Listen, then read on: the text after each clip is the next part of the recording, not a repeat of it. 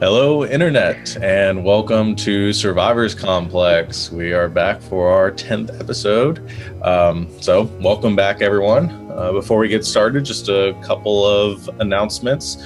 One being that our one-shot that I'm going to be running as part of our UPIT Gaming follower giveaway is going to be tomorrow at 4 o'clock Eastern Time. That's going to feature Kyle, Savannah, and Sarah, as well as two followers that Michael and Lenore, who are going to be joining us. They won our giveaway, so congrats to them. We're really looking forward to playing with them. It's gonna be a little spoopy and kind of horror. We're just gonna kind of see how it goes. Otherwise, I mean, even if it doesn't translate that way, we're gonna have a good time, and it's gonna try to kill all of them if possible. Other than that, we have been trying to get our Survivors Complex crew has been trying to play some games on the UPIT Gaming channel. We don't have like a set schedule for it. However, we did play some Left 4 Dead yesterday. So go and check that video out if you're interested. That was Savannah and Dylan and myself. I know, Kyle, you've been playing some games every so often. I think you played like Elite Dangerous a week or so ago. Yeah, I try to do usually it's a late night stream, so late night streams are like 11 Eastern is when I get on. Okay, so if you guys are interested in that, go and watch those. If you like them and you're interested in us trying to do something a little more regular, let us know, and we will see what we can do. So we're gonna try to get some things going there. Otherwise, I think it's business as usual. One announcement. We are a couple weeks out at this point of this, so I'm going to go ahead and start plugging this as we go. The time for our game is going to be changing. We're going to be moving probably about, I think about like an hour back. We don't have a set time yet. Some people's schedules are changing, and we're just having to arrange some things. So we're gonna get that sorted out. We'll make some announcements as the weeks progress, but expect that to come in a soon date. Otherwise, I can't think of any other announcements that we have, so I think we'll just go ahead and get into the game, get into our recap, unless anybody else has anything that they can think of. Nope. All right. So, getting back into our adventure. The last time we picked up, last week, the crew of this ragtag band that's come together to help come to some sort of armistice or agreement here within the continent of Graldar to make some sort of pact with the Tabaxi people. You have ventured 2,000 steps, finally speaking with the Tabaxi Council of Elders on behalf of Ivrandal, telling them what it is, or relaying the information, the terms of agreement with the country of Ivrandal on behalf of this Northern Alliance, in an effort to keep Alndakir's progression at bay. The talks didn't go exactly how you expected. You ended up not really coming to an agreement, but delaying any sort of peace talks until the official delegation can arrive.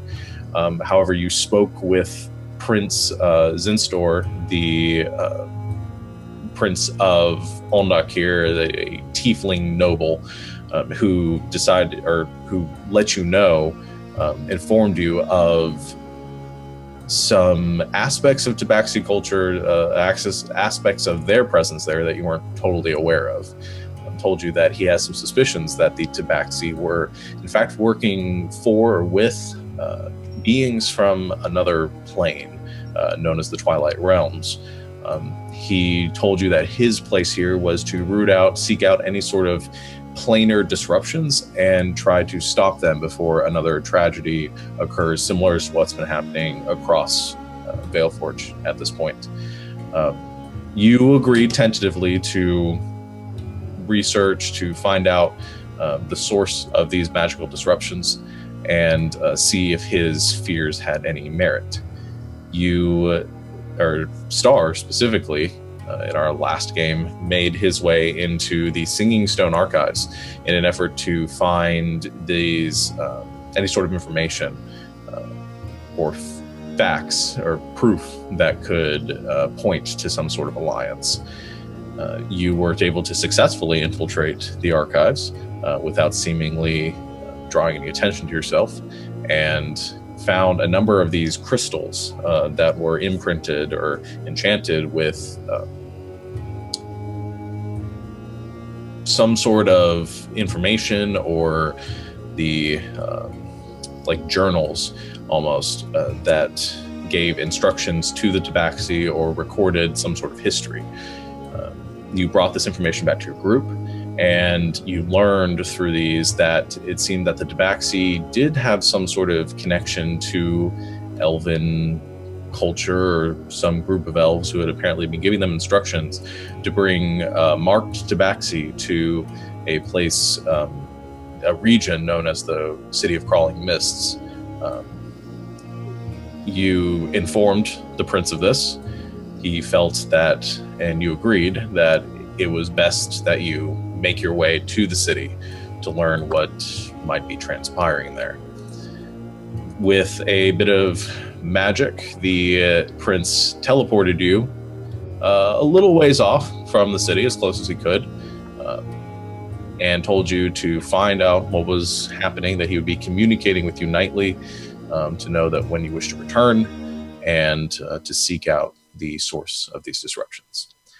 You had a short encounter with a group of ogres that hunted you down and tried to kill you for an entity that they referred to as Mother. You didn't learn much information beyond that, believing that had some connection to the Oni that you had slain before. And that is where we left off, with having just defeated those ogres, making your way further towards this another sort of basin upon which sits the or in which sits the City of Crawling Mists. So that is where we pick up, as you guys are sort of, the sun is beginning to set. You're winding down in the evening, having sustained, a very heavy amount of sort of conflict and drama during the day's events. What would y'all like to do? What day is it? Because the last thing I have, it's the 27th of Sol. It is right now the evening of the 28th. Gotcha. Thank y'all.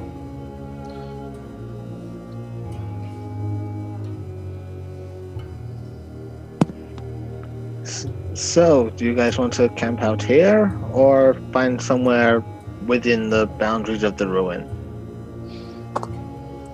Well, aren't the ruins a little far off?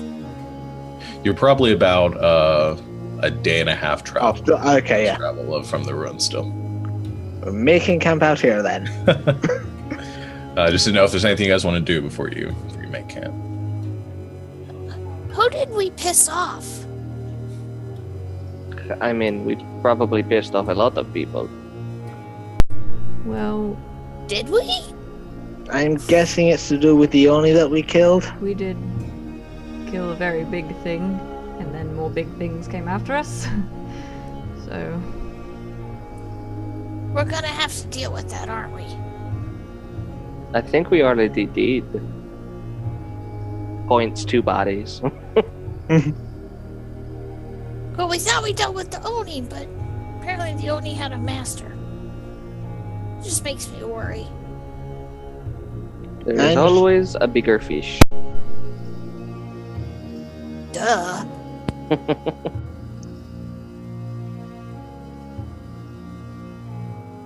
Well, we can make camp here, I think, but we should do watches. Like, really. yeah. My not favorite thing to do watches, especially now that I know that the Oni had a mother. Everyone has a mother, Lil. Well, yeah, but the Oni attacked me in the night. I don't like watches anymore. Do you want someone to sit with you just to make sure? No, I mean, I could. It's perfectly fine. I know we all need to be rested though. So I'm okay. I just makes me nervous. I can understand that. would it help if you took the first watch and someone else took the later watches? Well, I don't want to seem like I can't help. I mean, I'm here to protect you just as much as you guys are here to protect me, but it just We makes- understand, but, you makes deserve me- a break. Okay. You do seem to be the one that people go after the most, so take the first one, we will take the last. It's okay. Okay. I don't want you to think that I don't want to, though, or that I can't. Because I'm ready. I'm pretty sure I watched you fall down a very deep hole and survive. It's perfectly fine. Yeah. That was fun, I think. You want to do it again? We can dig you a hole. It doesn't have to be that deep, because I'm pretty small. You just need to practice landing on your feet. It's fine. Yeah, you and I should talk about that, because you do that really well. Okay, let's make camp, guys. Okay. So you, before the sun fully sets, you find a nice clearing where you can get a decent view of your surroundings, begin to gather some brush, make a fire, set up camp the best way you can. As the sun sets, you find some amount of comfort in this clearing in the southwestern section of the Growlnar jungles and begin to set up watch. Will taking the first watch, the rest of you following. The evening wears on. You keep an eye out. You hear the sounds of each one of you during your watch. Hear the sounds of creatures moving out in the jungle. Nothing that you haven't already grown used to during your extensive travels through here. Ooh, that's a giant gorilla? You keep Probably talking about these gorillas, and I've never seen one before, so I don't think they exist. As you say that, Right? They however, exist. other than a few small, wild dogs kind of creeping up to your campsite, which you scare away just with some noise, and Nope, I try to be friends with one of them. you try to be friends with one of the dogs. She loses her other arm. Well, here we go. What are you doing to try to be friends with the wild dogs as they approach your camp? Were there a bunch of them? There's 3. Just 3. Okay. Which one is the biggest one? Whichever one is the biggest one, I try to get it to eat out of my hand. Okay, so there's a group of 3 of them. 2 of them kind of out to the sides. One a little bit larger, one in the center. They all look pretty malnourished. They're not very very hardy creatures, enough to kind of survive in the jungle. You move towards one. The other 2 sort of scatter back a bit, but the one in the center moves close. I'm just going, hi, puppy. Okay, make an animal handling check. Okay. 14? Okay. The dog kind of holds its ground as you approach, continuing to snarl at you, but the snarls grow more kind of muffled, and it just turns to this low growl at the back of his throat as you approach. You hold the food out to it. It doesn't lunge at you. It doesn't retreat. It sort of holds its ground and stares at the food. Seems to be between a rock and a hard place right now, wanting the food, but also a little bit afraid of you. Okay, I chuck it. Okay. The You food, chuck the not food. the dog. I chuck the food so they'll run off, but Okay. I still want to feed them. You chuck the food. The 2 smaller ones immediately bolt after it. The larger one sort of backs up warily for a moment, keeping its eyes locked on you, and then as soon as it gets about 10 feet away, it breaks into the jungle. All right. Why am I having deja vu moments of dances with wolves and 2 socks trying to take the beef jerky from Kevin Cobb? That's what's happening. Yeah. However, it didn't attack you, so good enough. But other than a few kind of small encounters like that, occasional sort of snake writhing its way through the underbrush, you can't make friends with everything. This is somebody else's watch. You're asleep. You're able to make it through the evening without any events. Eventually, the sun rises over the eastern reaches of the jungle, and you find morning upon you. You find Lucius awake, eating a snake for some reason, and he.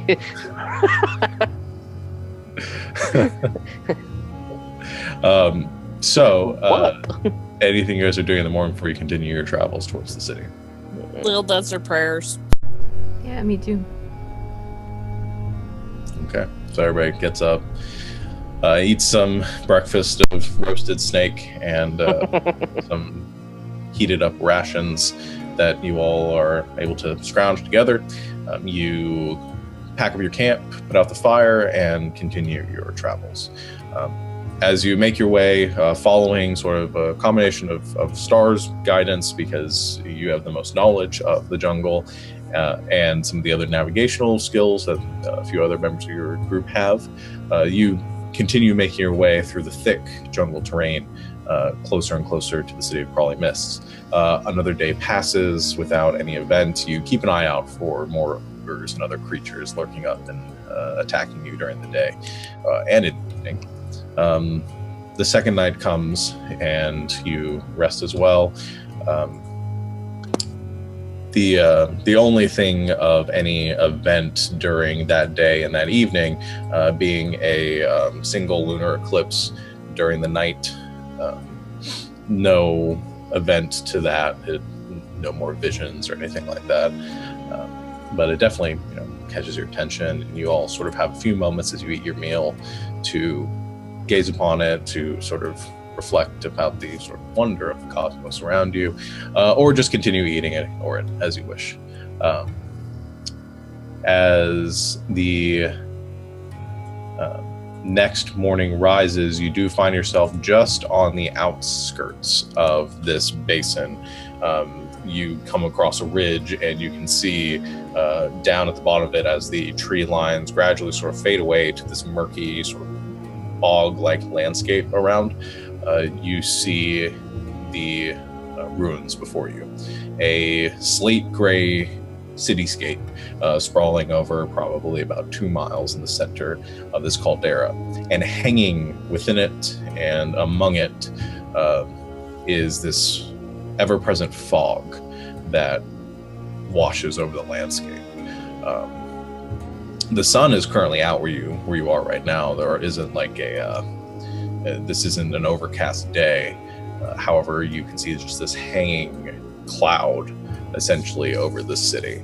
Occasionally you'll see a tall stone structure kind of jutting through the fog, some others in a more cleared out area, but the whole terrain is pretty well obscured. And at this point it's about middle of the day, and you're probably close to a mile off from it.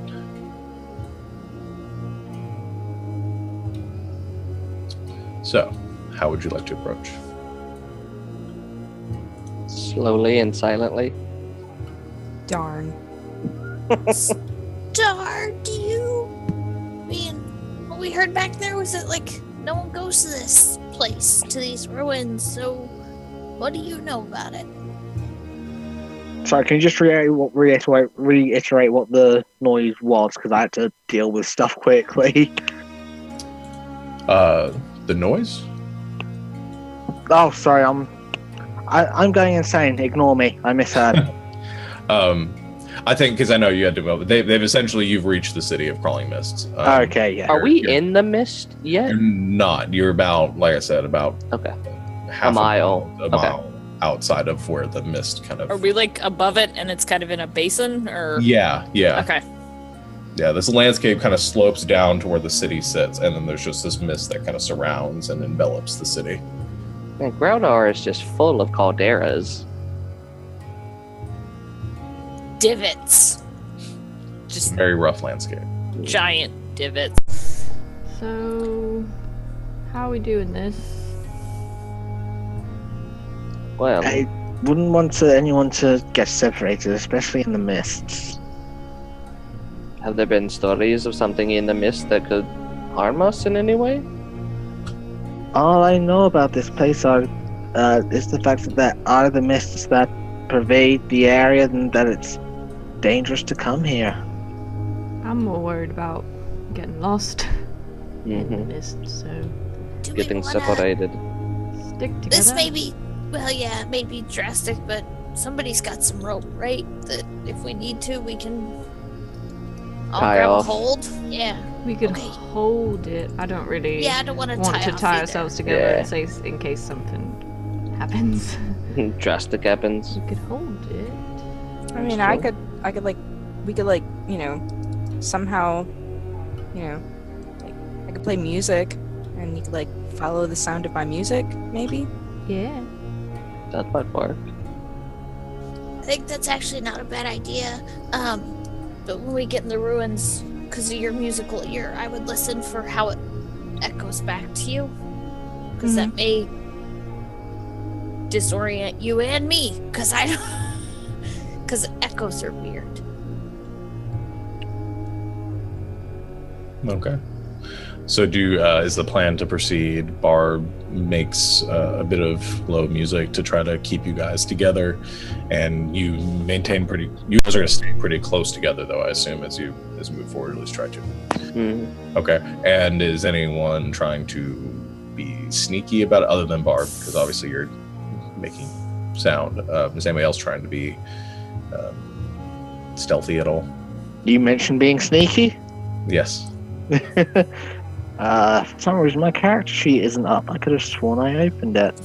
Yeah, I'll try to be sneaky. Once we get into the mist, like actually into it, can I make some kind of like Arcana magic check to see if it's real mist or like a byproduct of some like magic spell? Yeah, you can do that. Yeah, once you get close, we'll Okay. get so. It's almost impossible for me to be sneaky. I'm just gonna stick by Barb. That was So- my plan. I was gonna like grab onto like the back of her backpack or whatever, since I'm so small. Yeah. More for like somebody knows where I am, not necessarily I know where everybody else is, since I'm so tiny. I think Barb has like some sashes or something. Like she's always wearing like ornate clothing. You could just like grab a hold of my sashes.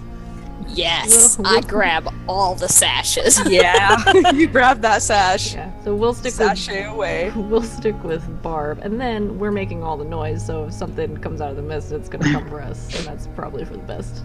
Yeah. Well, Okay. I got an 11 on my stealth check. I got an 8. Okay. Dylan, what Dylan's did you froze. get? So Dylan, what Dylan. I got a is it? 21. There you go. There it is. Okay, 21. You frozen with this like just like shit-eating grin on your face. It was funny.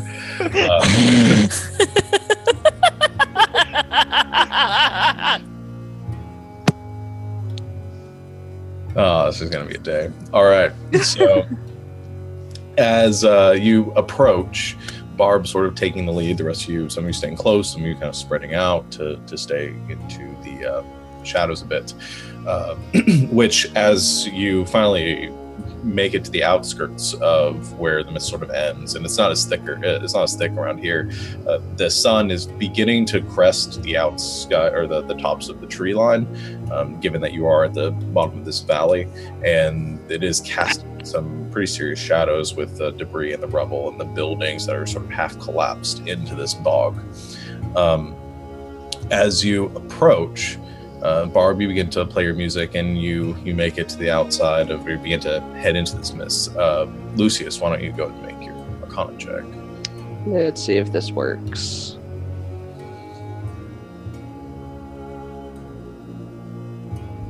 $18. 18. Okay.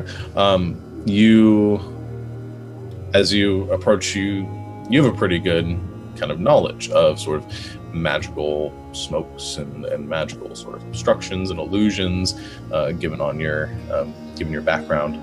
The mist itself, from what you're sort of sensing about it and sort of tapping into your own understanding of the threads of magic, it's not created by magic. This isn't like a magical fog spell or something. This is it's a natural mist, but you do sense something magical about it. There is some sort of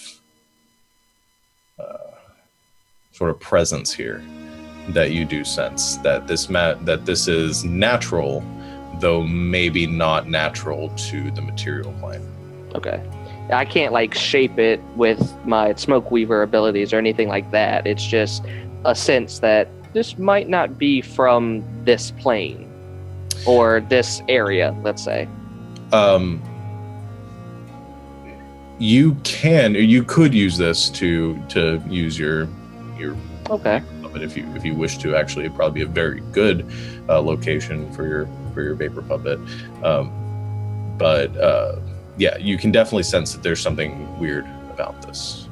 I create my vapor puppet out of it then. Okay. Just to see what happens. You wave your hand through the air, and the rest of you see as this dark form coalesces amongst the vapor, and your kind of spectral guardian kind of appears in the air there. I say, hello, Squiggles. That's what I'm calling him now. Squiggles? Yeah, he's like squiggly. Cause he moves the air around. Like this. Oh my god. I'm guessing his name is Squiggles now. Okay. That's what I'm calling him. Alright. Did he have a name before? He really didn't, but Squiggles is good. Squiggles is good. Squiggles I mean, seems indifferent to the name. Right. Okay. So, but yeah, you create it, and it seems normal to what you expect. Okay. So yeah. However, as you all make your way into it, the mist isn't as thick as you begin to walk through the city as you expected it to be. From an end, from far away, it looks like there's a impenetrable kind of cloud that surrounds it. And you imagine that it'd be pretty thick, walking through and not be able to see around you. However, you find your vision is not as obscured as you thought. It's difficult to see probably about, your vision is probably limited to about 60 feet ahead of you. But between you and that 60 feet, it's pretty much clear. You can all see each other fairly well. Those of you that are trying to do stealth are more obscured than shadows, but was there something you wanted to say, Sarah? Well, I was just wondering if it was kind of one of those things of like, you get into a valley, and when the clouds all suck in, it's like you have this layer that doesn't quite hit all the way to the bottom, but kind of just sits above. It's all the way down. Yeah, well, it's kind of like that, except for the fact that it's almost like this bubble sort of surrounding you. You can feel it in the air around you as you're walking through it, but you're able to see through it more clearly once you approach. As it becomes more translucent the closer you get to it. So, yeah, Thank you. Almost like a barrier, maybe. Almost. Okay. Yeah, except it's definitely there. There's this cool sort of dew that clings to you, and you can feel the vapor around you, but it's more difficult to, or it doesn't obstruct you as much as you thought it would. So in these ruins, is it like, are we going down like a road, or are we just walking in? Sorry. I was about to get to that. So good question. As you make your way down, you reach what is sort of the city proper, where the bits of it and the stonework that's been sucked into the ground is more stable. It is a road that you are now following directly to the heart of the city. However, there are a number of buildings around, or once were buildings. Most of them are about like 2 or 3 walls at this point, with no remnants of furniture or any sort of life in here as well. It's just rubble and broken walls around you.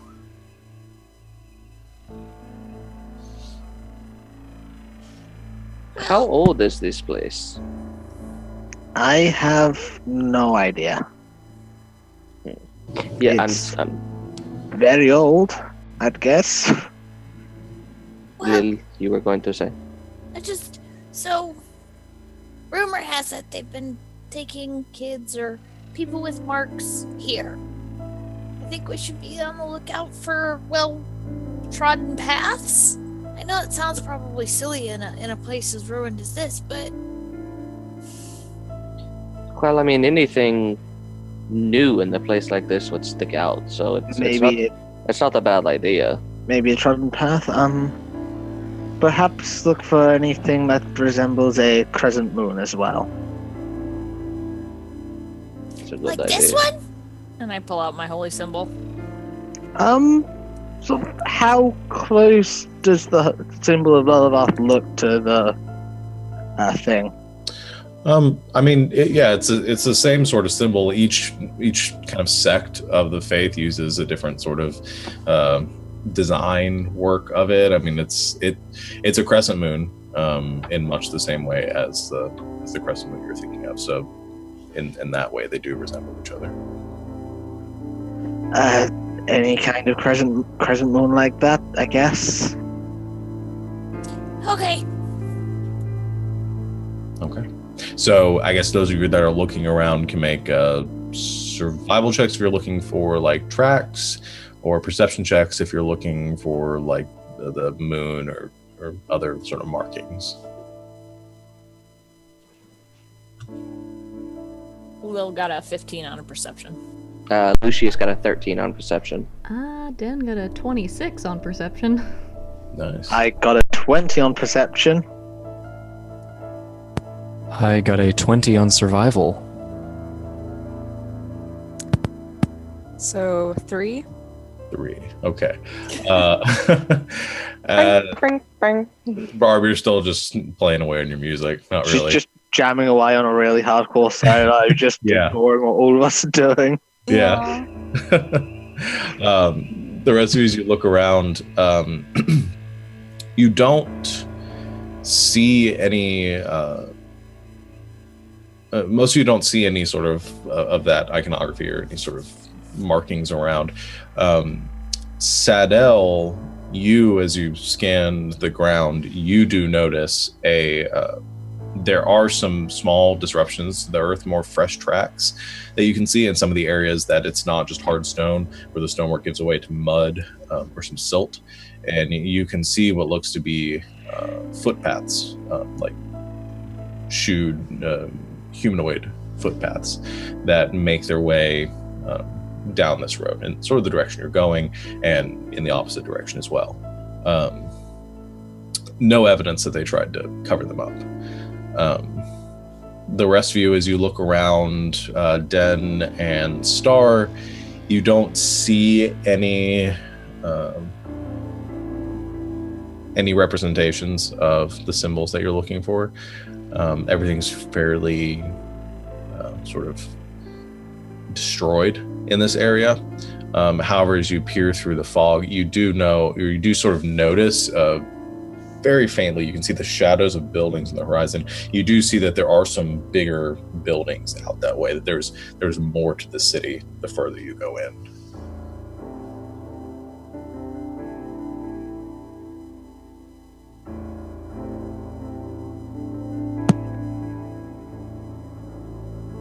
I think we should keep going in. Based on how far we've gone in, does it, like, I assume, and maybe this is the wrong assumption, but 1,000 Steps is set up kind of around the main ziggurat in concentric circles out. Mhm. I don't know, because it's Caldera, I guess that's why I assume that. And so is this similarly set up? Is this set up in a, like, from what we can tell, completely different way? Does it seem that all roads lead to the center? No, the structure of the roadwork as you make your way around is a little more gridded. It's not so much they don't all kind of slope towards the center of the city. It's more traditional the way you expect. But as most cities are, the most important structures are typically at the center, and the city kind of grows out from it. But you're not seeing any sort of design work to the infrastructure that would show everything's going there. And as you look around too, there are a lot of differences between this and 1,000 Steps. It's not the same architecture as far as you can tell. Anyone have any reason we shouldn't try and head towards the larger buildings? No, Well. I think Sadell, you've got a kind of a beat on a track, so let's go. Yep. Okay. So you all continue making your way forward into the city. Let's see.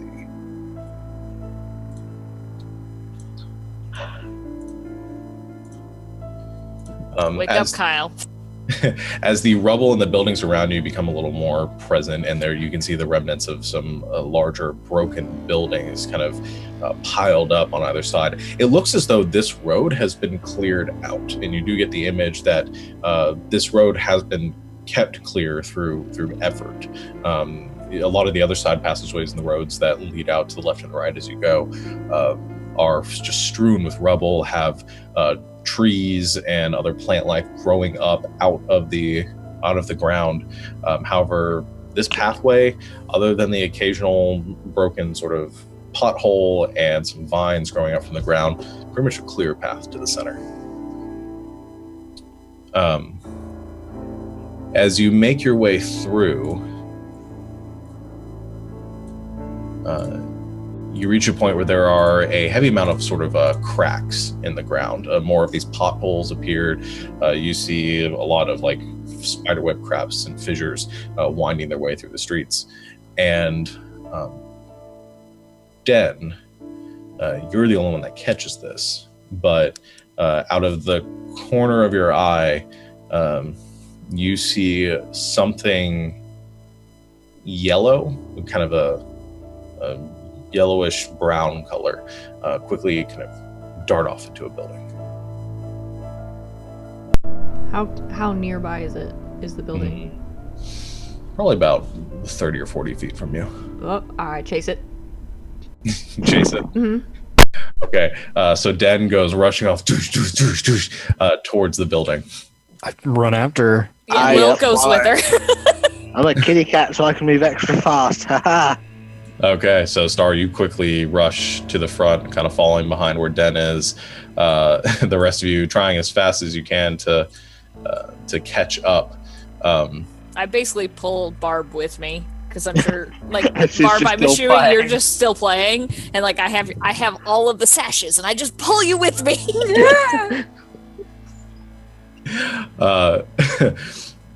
Den, you quickly wheel around the corner, going kind of what looks to be what probably once was an alleyway. It's mostly collapsed, and then there's a broken section of wall that cuts off to the left. You follow to the left where you saw that creature going, and as you turn the corner, you stop as you see the passageway ends.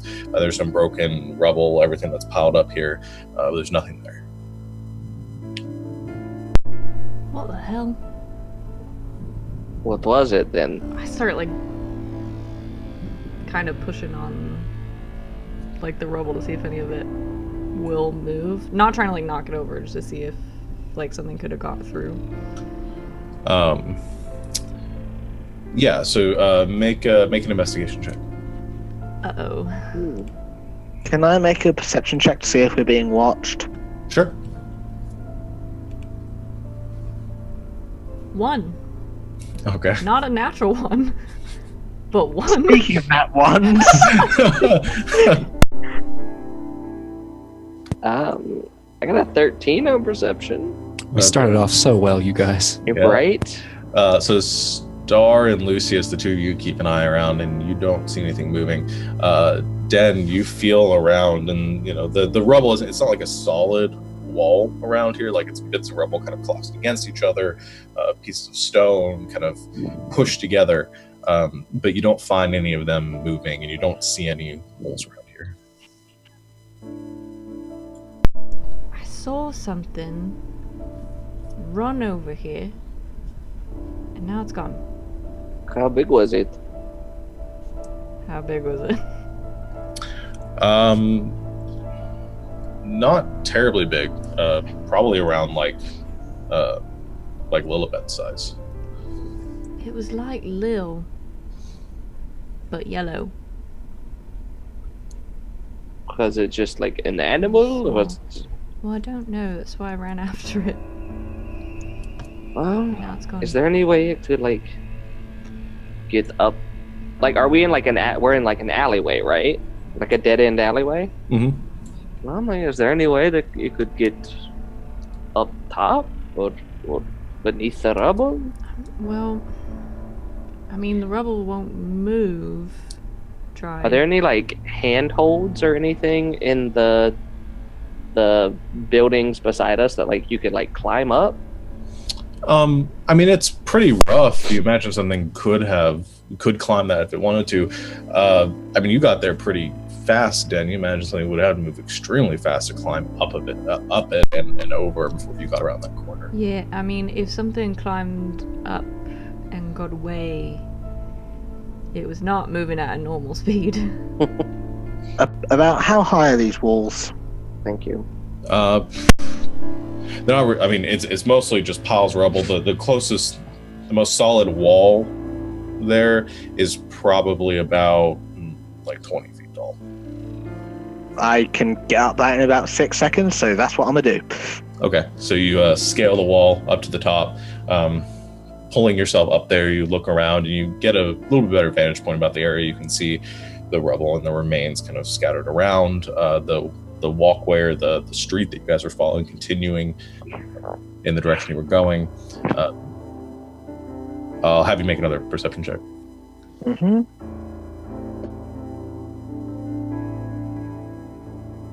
15. Okay. You scan around, and you don't see anything in the immediate area. You don't see anything moving around, but far in the distance, as far as you can see, just at the edge of where the mist coalesces, and you can't really see. You see a dark figure standing on top of one of the walls, and it leaps away, and you see as it kind of retracts into the mist towards the center of town. I climb back down. We're definitely being watched. Whatever it was has gone towards the center of the town. So I'm not just seeing things. There's definitely something else here. Alright. Well, we should all be on our guard at least. At least we know we're not alone. Keep an eye out and keep ready. We've got no idea if it's friendly or not. Should we? Just watch each other's backs. Should we keep following, like, the path that Sadell found?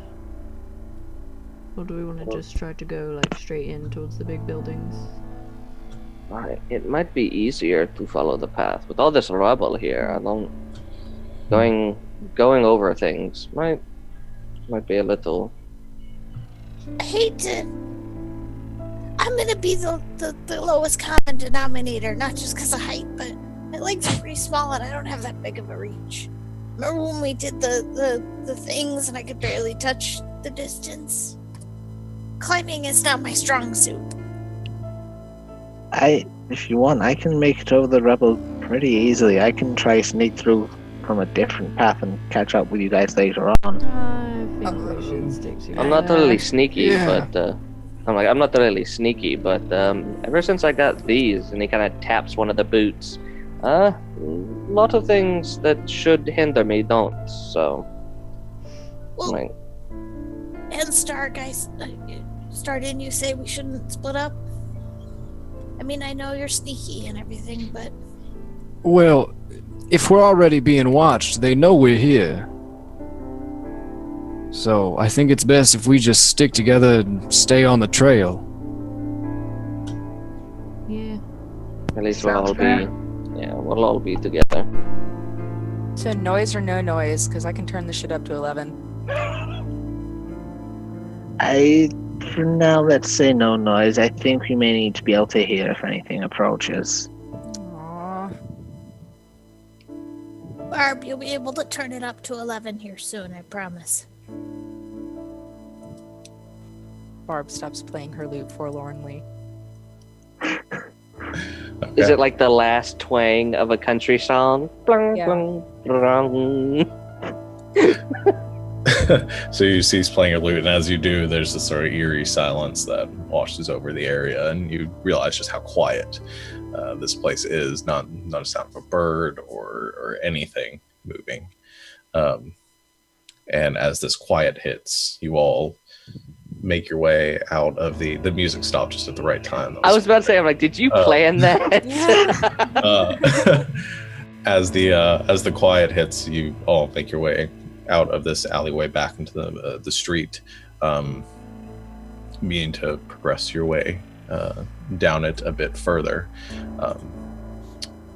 However, before too much time passes, about just as you leave that alleyway, suddenly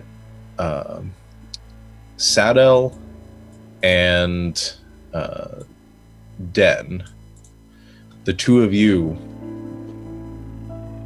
notice this kind of burst of like smoke next to you, as if something like appearing from the shadows at your feet, as a small yellow creature kind of appears in place there and lunges at you. You all see this, but it's not gonna be able to react in time. They're gonna get a surprise round on you as these two yellow creatures with spines protruding down their backs and large like pincers at the end of their arms. Sorry, what? I can't be surprised while I'm conscious. Yes, so you will get a round as part of this. Okay. But everybody else is surprised right now. These two yellow creatures with large small yellow creatures with large mandibles and pincers lunge at the two of you. So I'm going to go ahead and get everyone to go ahead and roll for initiative. But we'll do the surprise round first.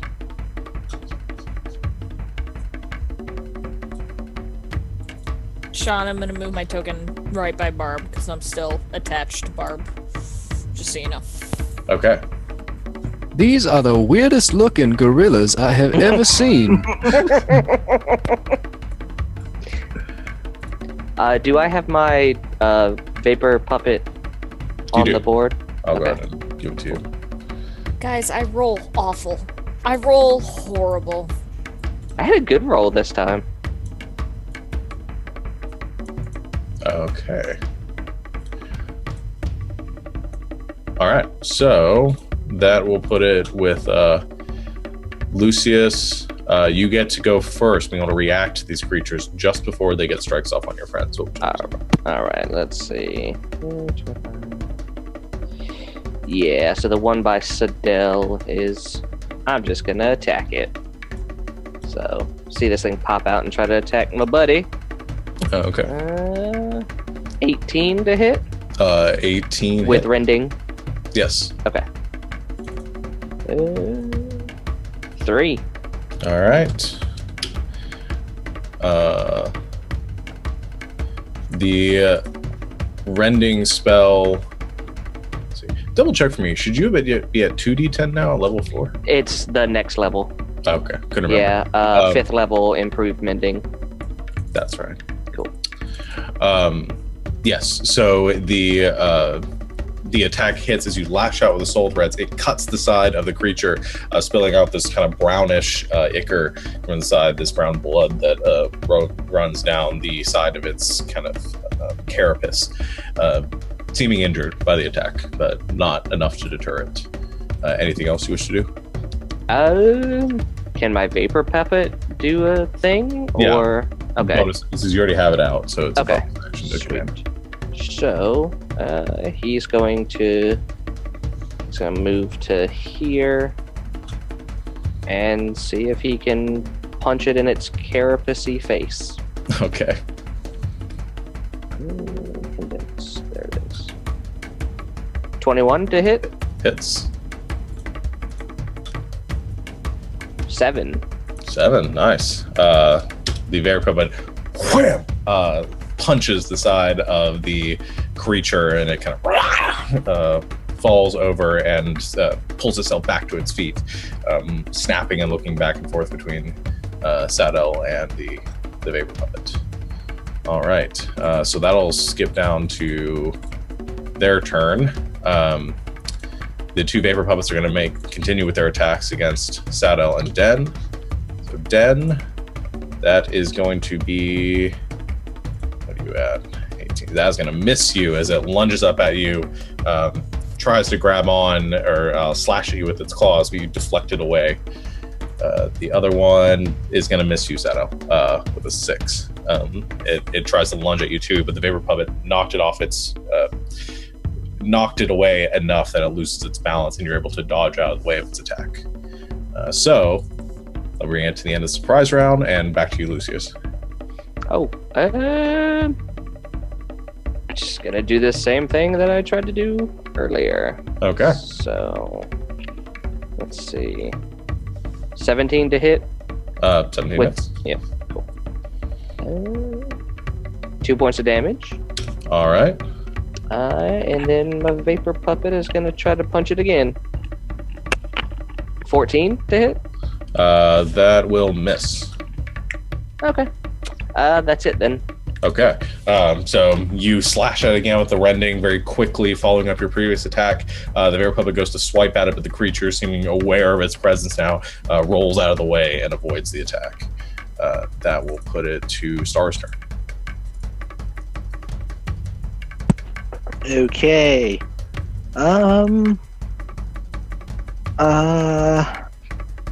Okay, yeah, he's squishy. I'm going to run up to this one that is currently attacking Sadel and go for a double dagger.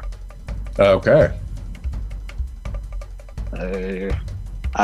First one is an 8, which I'm guessing does not hit. That misses.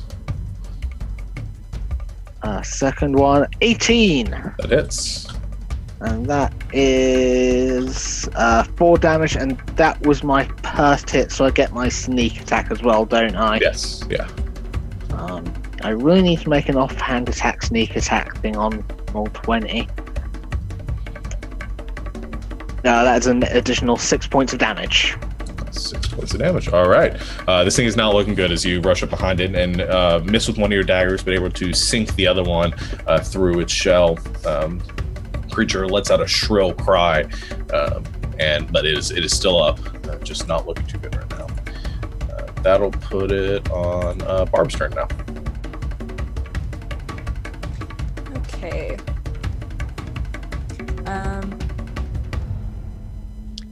I would like to, let's see.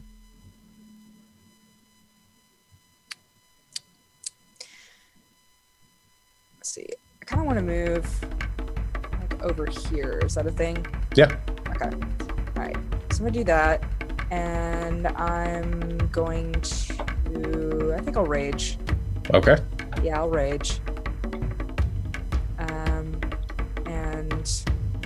And are we still on the surprise thing or no? No, it's not a surprise round anymore. Okay, cool.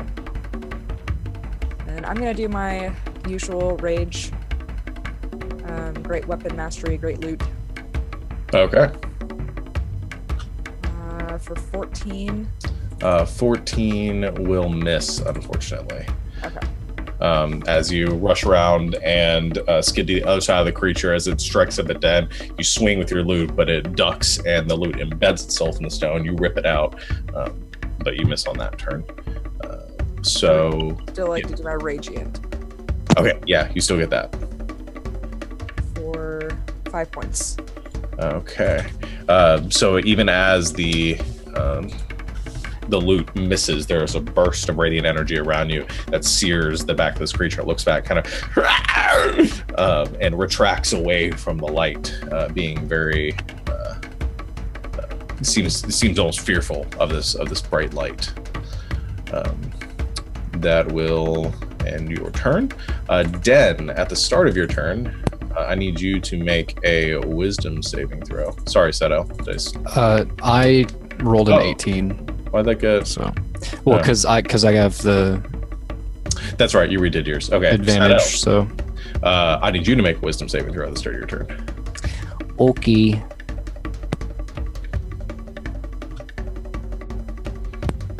4. Okay. So as you go to as you finally look around and see this creature, you find as it stares up at you, its beady, kind of grayish eyes staring straight at you. You find this feeling of dread sink into you, and you are currently frightened of this creature.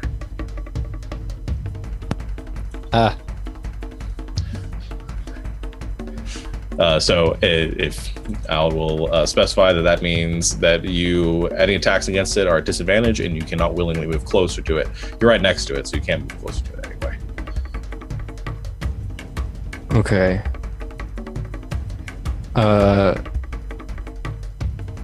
Well, darn. In my panic, since this thing is terrifying, I'm just gonna try and shoot it. Okay. At point blank range. So you're disadvantaged anyway, so yeah, go for it. I was sitting here, I was like, I had this whole plan. I'm like, all right, I can get away with this thing. Nope. Natural one. So you look down at the thing that's frightening you, and as you kind of shriek and hold out your gun and fire it, you miss wide to right, almost shooting straight through one of Star's feet. So you're able to just barely dodge out of the way at that time. However, it was nowhere close to hitting the creature. Anything else?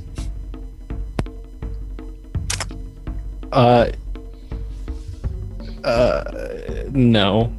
Okay. Well, yeah, I'm gonna cast Shield of Faith on myself. Okay. So bonus action to cast Shield of Faith to protect yourself a bit as you sort of cower from this creature. All right.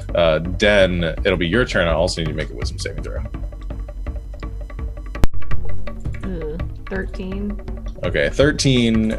You see the creature before you. You feel that sense of dread creep in, but you're able to kind of push through it and find that holy energy whelm through you enough to steel yourself against it. Oh, good. Okay. I would like to grab its little head and cast Inflict Wounds on it. Okay. Try. 25? Hits. Yeah. Another one. 20 necrotic damage. All right.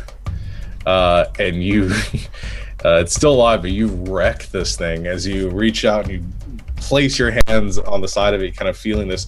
It's kind of writhing and snapping up at you with its mandibles. You send a surge of necrotic energy through it that seems to shrivel the creature. Its yellowish brown skin begins to turn into a grayish color to match its eyes. It lets out a horrible shriek as it recoils from you, and it's looking really rough right now. I just give Barb a thumbs up from like over its head. Okay. Yeah, that's it. All right, it is their turn again. Okay, the one between Barb and Den right now looks between the two of you, and it's like trying to cower away, but realizes it has nowhere to go, and you see it kind of staring around, looking at the other one. However, it is just going to, let's see. Yeah, I mean, this thing is wrecked right now, so it's using its action to disengage, and it is trying to run. As it flees away from you, it can't move too far, 30 feet. So it's moving to about right there as it begins to flee the battlefield. The other one, however, it peers around, and you watch as it kind of crouches low, and then the shadows sort of whelm around it, and it disappears.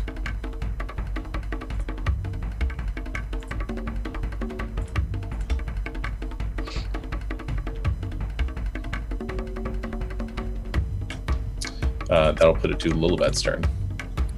Well. She runs up to the one that tried to run away from her friends and slams it with her warhammer two-handed. Okay, make your attack. 16? 16 hits. She does... no, I'm going to go ahead and do Divine Smite. So she does 5 points of bludgeoning. And let's add the Divine Smite at first level. And she does another 8 radiant damage. And the Divine Smite is enough to do it as you rush up behind it, bring your warhammer two-handed, letting out a battle cry, just slamming in the back of the creature. There's a crunching noise as the warhammer drives into the back of it, and the creature is just out. is not moving. And that will end the immediate danger.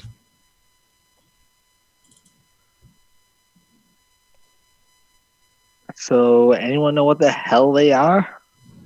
I was going to ask you that question. Can I make a nature or arcana check to see if I've heard of whatever these things could possibly be? Sure. This would be more of an arcana check. Like 15. Okay. You approach the body of it and begin to sort of inspect its corpse for traces of what it might be. You aren't sure what it is. You've never seen anything like this before. However, judging by its body construction, you can tell that it is not something, or you know definitively that it's not something from the material plane. It's extraplanar in origin. Guys, this thing's not from around here. As in, like, we are not from around here, or something more? I think it's from another plane of existence. Since I'm a cleric, can I look at it and try to tell if it's like a demon or something? Yeah, you make a religion check. Oh god. Why do I do that? I'm still waiting for that -1 one day when you have to make an intelligence-based check. Hey! That would be a Now. -1, folks at home. Oh man, Alex, go buy a lottery ticket. Somebody cast Right? foresight on Alex today. Right? Jeez. Yes, that would be a -1, Mr. DM, sir. You're pretty sure it's a demon. Guys, I think it's a demon. I agree. I mean, it did just disappear out of nowhere, so... Sato, you okay? Am I still like terrified or? No, actually, about 6 seconds passed and the fear effect faded. I'm okay. I don't know. Something about that just startled me. You look real freaked out. Well, I'm fine now. I lost my cool. It's alright. Well, it's fine. It did just sneak up on us. Yeah, so- that was scary. I'm pretty sure it's a demon. Well, I'm going to take your word for it, since I've never seen it before in my life. Yeah. Does Just this gonna- thing have like a solid body laying on the ground, or is it like slowly dissolving into smoke or other weird things? No, Or... it's a solid body on the ground still, a little cracked from the. So it's got like an exoskeleton. Yeah, it's sort Thing? of. It's Okay. a little buggish. Okay. Well, it looks cool. I don't think they're from around here. And it's got bits of shell and mandibles that can probably be taken off, so I want to tear it to bits or pieces to sell. Okay. Go to make a just make a survival check to like harvest the bits of it. 6. 6. Okay. You butcher it significantly as you try to get the pieces off of it. You get chunks of it. It's just not very pretty. I have chunks, as long as I've got like a few bits of shell or whatever, that'll do. Yeah, they're not huge, but you do have some little pieces of shell that you. Like, I'll just put in my inventory chunks of demon. Is anyone Demon chunks. hurt? Are we alright? Did anybody get hit? We're good? It did. Everybody okay? Perfectly fine. No. I'm okay. We're good. I'm a little nervous about where the other one went. Yeah, that's out there somewhere. It's probably watching us right now, ready to strike. They come out of the mist, so nowhere's safe. I guess we just continue. Maybe when we get to the bigger buildings, there'll be a safe place inside. Hopefully. As long as there's no mist. I'm pretty sure the mist is everywhere here. One way to find out. Let's keep going. I keep an eye out for things in the mist. Yeah, same here. All right. You continue, make your way forward, keeping a very close eye around you. I'll say you guys can all make perception checks to keep an eye out. Can I also make a stealth check to, like, while I'm still near these guys, I want to be, like, ducking near rubble or anything similar to maybe hide my presence a bit? Yeah, you make a stealth check. So I will do that one, then that one. Lil got a 9 on perception. She's got a 13 on perception. 16. 9. I got a 20 on my perception and a 23 on my stealth. Nice. All right, so you sort of fade into the shadows a bit, trying to duck behind some pieces of rubble. Actually, no, with the color of my fur, I just kind of fade into the mist. Yeah. So you duck around the best you can and stay out of sight as you all continue making your way forward. As you reach further into the city, you do come across a section of it where the road comes up to what looks like it must have been a large sort of entryway in the middle of a wall, sort of surrounding this district of the city. This massive structure that moves off to the left and right farther than you can see. The wall has a lot of many pieces broken off of it. And this entryway is now devoid of any sort of door. It just sort of keeps going forward. As you push through this entry further into this district of the city, you can see very faintly this large sort of grayish structure in the distance. Only grayed because of the mists surrounding it, but there is a large building out that looks to be mostly intact that you can see that you are currently approaching. Still probably about half a mile off or so. I'm willing to bet some demon chunks that that's where we have to go. Where did you see this thing watching us? Have we gone past that, or? Yeah, that was probably when you saw it. It was probably only about 60 or 70, probably like 70 or 80 feet off of where you were standing. Okay. So it wasn't too far away, but it moved in this direction. It definitely came in this direction. It was back where it was close to where we were first looking for it, for something though. Well, it came this way, right? That it did. Well, seems the only place to go is there, unless anyone has a better idea. Then you have amazing ideas. Do you got anything? No. I mean, we could go home. This place is terrible. You know, we get attacked by demons once and you want to go home. No, we should keep going. Sadell, are you still seeing the tracks, or have those diminished? Am I still seeing them? You've kept an eye out, and yeah, you have seen as you move forward markings of people moving through this area, continuing to go. The ground as you move forward is also it's less cracked, it's a little more solid than it was before, and you haven't noticed any more of those creatures you saw previously. However, as you make your way through this gateway, you hear, echoing from beyond some of the buildings, a voice shouting in your direction, a single voice. Says, "Turn around, leave. There's nothing for you here." It is speaking in Sado. You recognize it as Elven.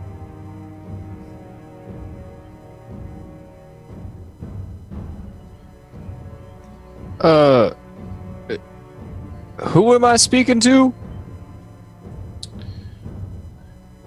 The voice responds, "It doesn't concern you.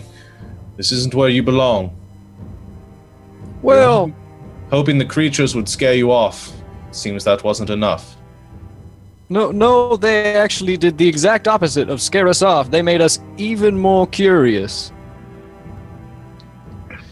Curious or not, if you set foot beyond here, we will have to kill you. You know, it'd be great if we could all understand you. Maybe. Just a little bit. Says the man who talks Yeah, in another if you- language. Could be so kind as to perhaps speak common if you could. My friends here don't really speak Elven. The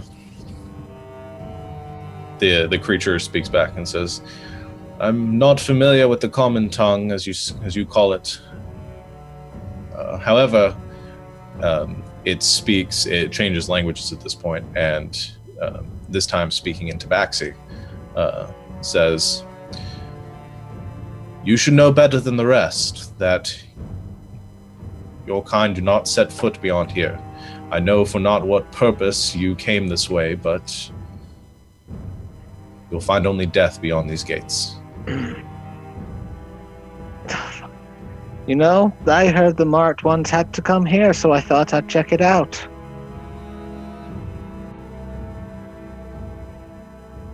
There's a pause.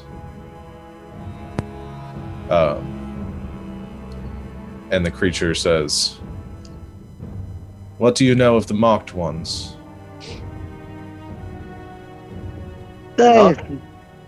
Well, there's some kind of dye involved on their fur that's permanent and grows with them. Sometimes they have to keep it hidden so they don't get taken away. Just tidbits.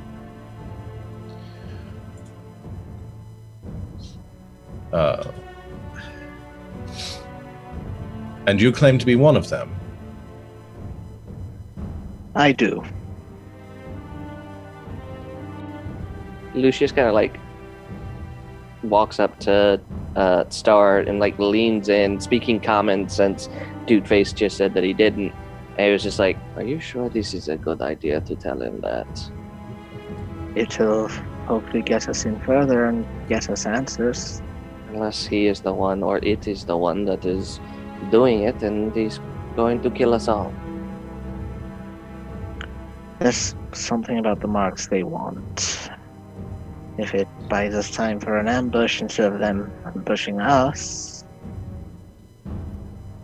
Alright, I'll let the others know to keep a close eye out on everything around us. Just keep it talking. I'm sure you're back to Tabaxi. I'm sure you're watching us. I take the bandana off from around my arm. Okay.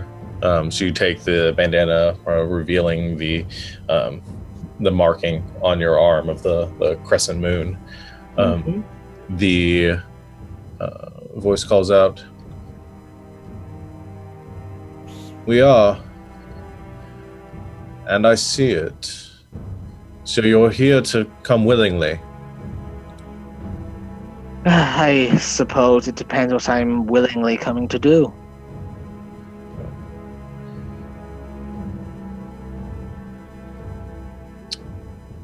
Your friends should leave. You can come with us now.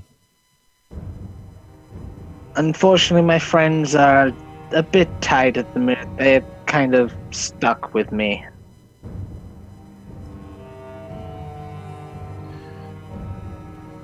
They are not allowed to pass beyond the gates.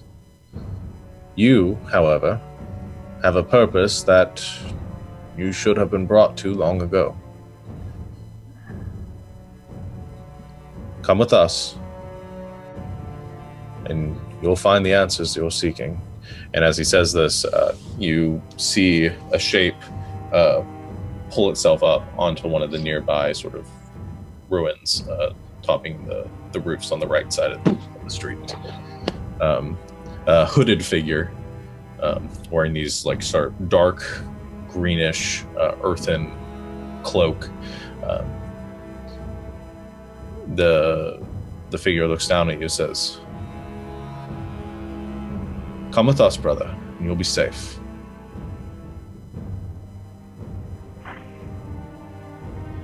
I just say in common as quickly as I can. Give it 5 minutes. Come running in, come guns blazing.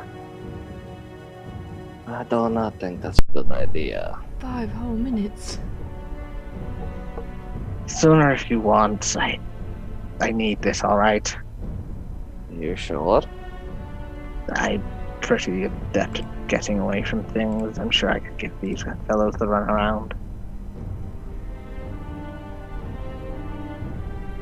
I don't like you going in there alone.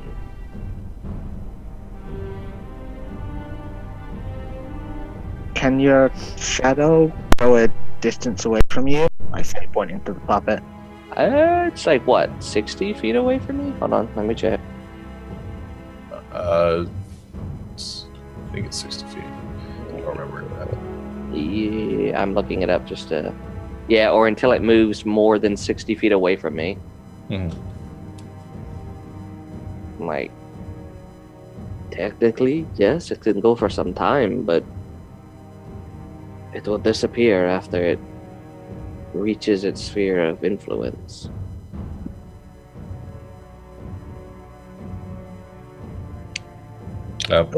We lost.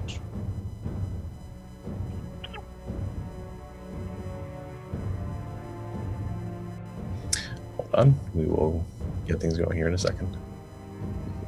That gives me time to look something up. Yeah. Technical difficulties. Do. Technical difficulties.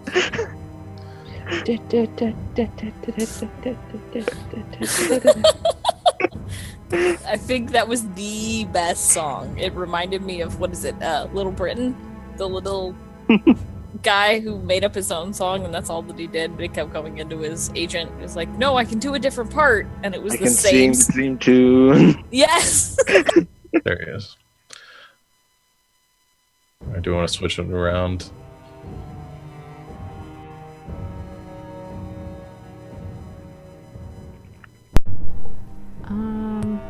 I'm back. Hi, Dylan.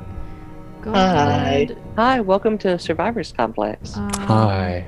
Where people don't make terrible decisions. Rachel, go ahead and switch your camera off and back on. I'm gonna try to move you. Sorry, my internet decided to die. And then, Alex, go ahead and switch yours off and back on.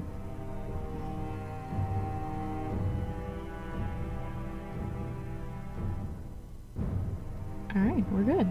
Okay. Easy peasy. Hey, it worked. Yeah. So, so what's the plan?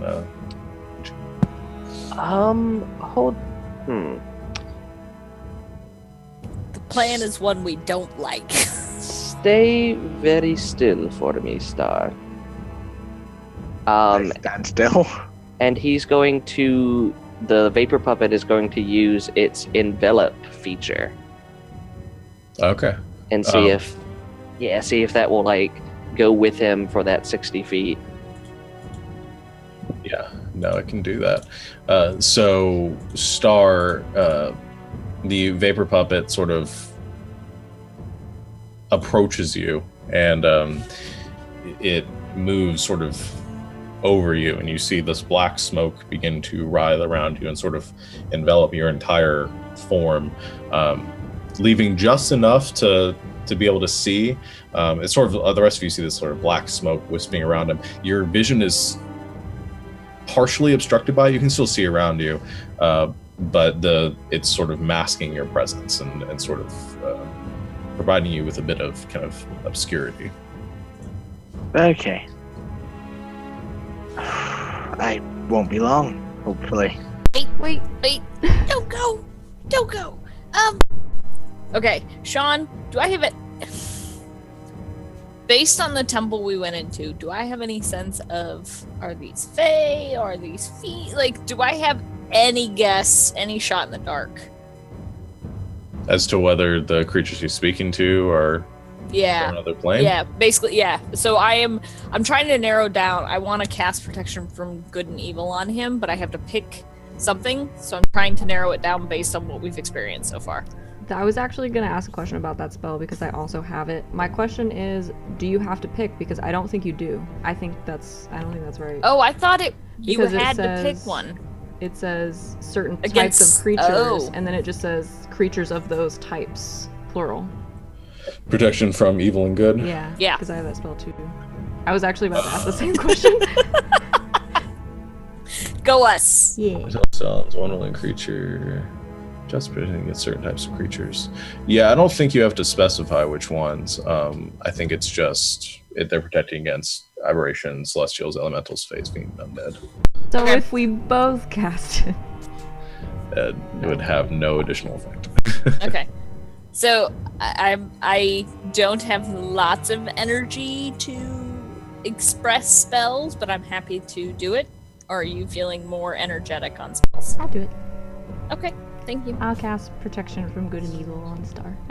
Okay. Can I get like his nose or something like? Touch his Yeah. eyeball. Touch his eyeball. He's still there. It's sort of hard to find his form, but you can reach out and touch him. Boop. So yeah, you reach Zap. zap him on the nose, and you feel another sort of sensation whelming around you as the holy energy that Den bestows upon you in the form of electricity protects you a bit further. Does his fur stand on end? A little bit, if you could see it. Star, you can your fur standing on end. So, Star, you proceeding forward alone? I'll see the rest of you soon. I proceed. Okay. So, the two of you, or you, along with the creature, the vapor puppet enveloping you, begin to proceed forward. You watch as the person standing on the rooftop very deftly leaps down and scales down the building, landing on the street, and kind of moves to meet up with Star. The rest of you see, or Den, you notice this before anybody else. Another figure stand on the rooftop to your left, and kind of has a bow to the ready, but is just looking down, or seems to be looking down at all of you with its hood drawn. Do you think they worship the demons? I whisper to whoever's next to me. I mean, they probably do. Don't like this. No. It's probably... We're going in a few. That's just it. So, Star, you approach and within a few feet of the person you've been speaking to, and still with their hood drawn, speaks from under the hood and says, "So you wish to come with us, then?" I do. All right. You'll need to leave your weapons here. I'm sorry, but we can't trust you. Take off the weapons. Okay. You place your weapons to the side, and See, dagger, dagger, dagger, dagger. Wait a second. Dagger, dagger, dagger, dagger, dagger, dagger, dagger, dagger. Oh, a short sword. Dagger, dagger. placing all 20 of your daggers on the ground on the short sword. The figure just kind of stands there, and you can hear a kind of a low chuckle as you place all of these weapons on the ground. Where does he keep all of these? Says, is that all of it? Oh, and I just pull another dagger slot from like a hidden bit behind my. All right. Follow us. He begins to lead, walk ahead of you, leading further down the street. I follow. Okay. The rest of you watch as Star begins to move away from you, further and further into the mist. The figure standing next to you, kind of looking down in your direction. As you hit that 60-foot mark, you feel the shadows kind of fall away from you, and the vapor puppet sort of stays in place as it stands just at the edge of its radius, and Star walks off without it. Eventually, he vanishes from sight.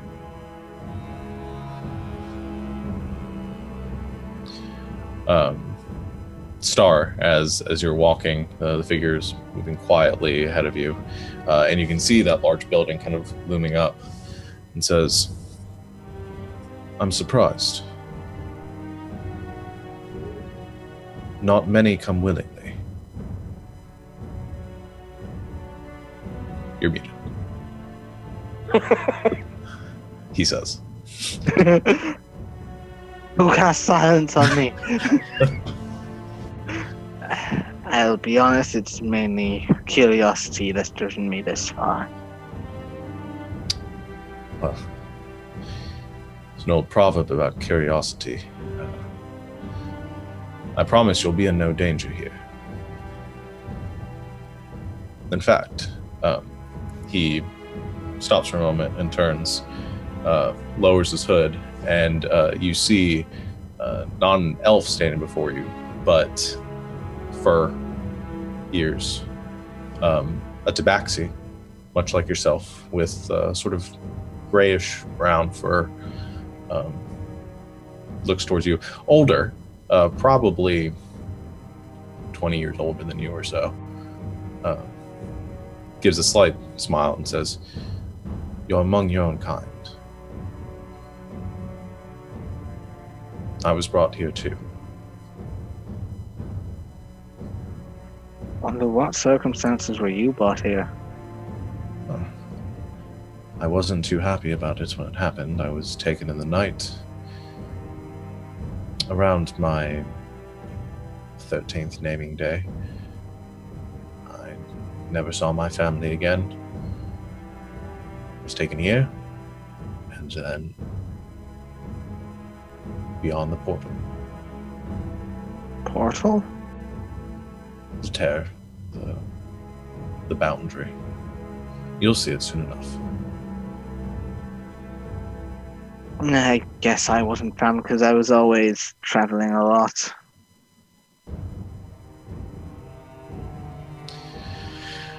We were all marked. Part of a pact that none of us took any part in. But resign yourself to your fate and understand your purpose here, and you'll find that life beyond the boundary is better than anything here. You have a purpose, same as all of us. Well, I'd better find out what that purpose is. Okay. He continues to lead you forward, closer and closer to the building, to the point where you begin to see it kind of creeping up through the fog as you approach. The rest of you, 5 minutes have now passed. No sign of Star. Oh, Lucius is going in. Yeah, let's go in. You hear, as you begin to move forward, a call above as the person standing above you knocks an arrow and says, "I wouldn't do that. Stay there. You'll only find more trouble that way." I keep going. Yeah, he just keeps going. Yep. Okay. Who's going first? Lucius called Lucius. it first. Yeah. Yeah. Okay. If anything, at that he probably waves a hand and sends like a rending in that direction, just as a piss off. Oh, you're attacking the person? As soon as he hears that arrow knock, he's just gonna be like, piss off. Okay. Go to make an attack roll. It's probably a bad idea, and he's probably gonna die. But he's a man of his word. 7. Okay, you kind of fire off in that direction. It hits the wall and kind of scatters some stones off. The person kind of lets out a cry, immediately knocks an arrow and fires back 2 shots in your direction. Let's see. With your AC being a 3. Okay, both are going to hit for a total of 20 points of piercing damage as both arrows sink into your back. And you find yourself staggering forward. The figure immediately begins to kind of strafe down the building in your direction, ready to loose another volley. I'm going to need the rest of you to go ahead and roll for initiative. I don't have a battle map here, so we're just going to kind of roll with it. Cool. So everybody just roll. And Wrong button. Lil got a 10.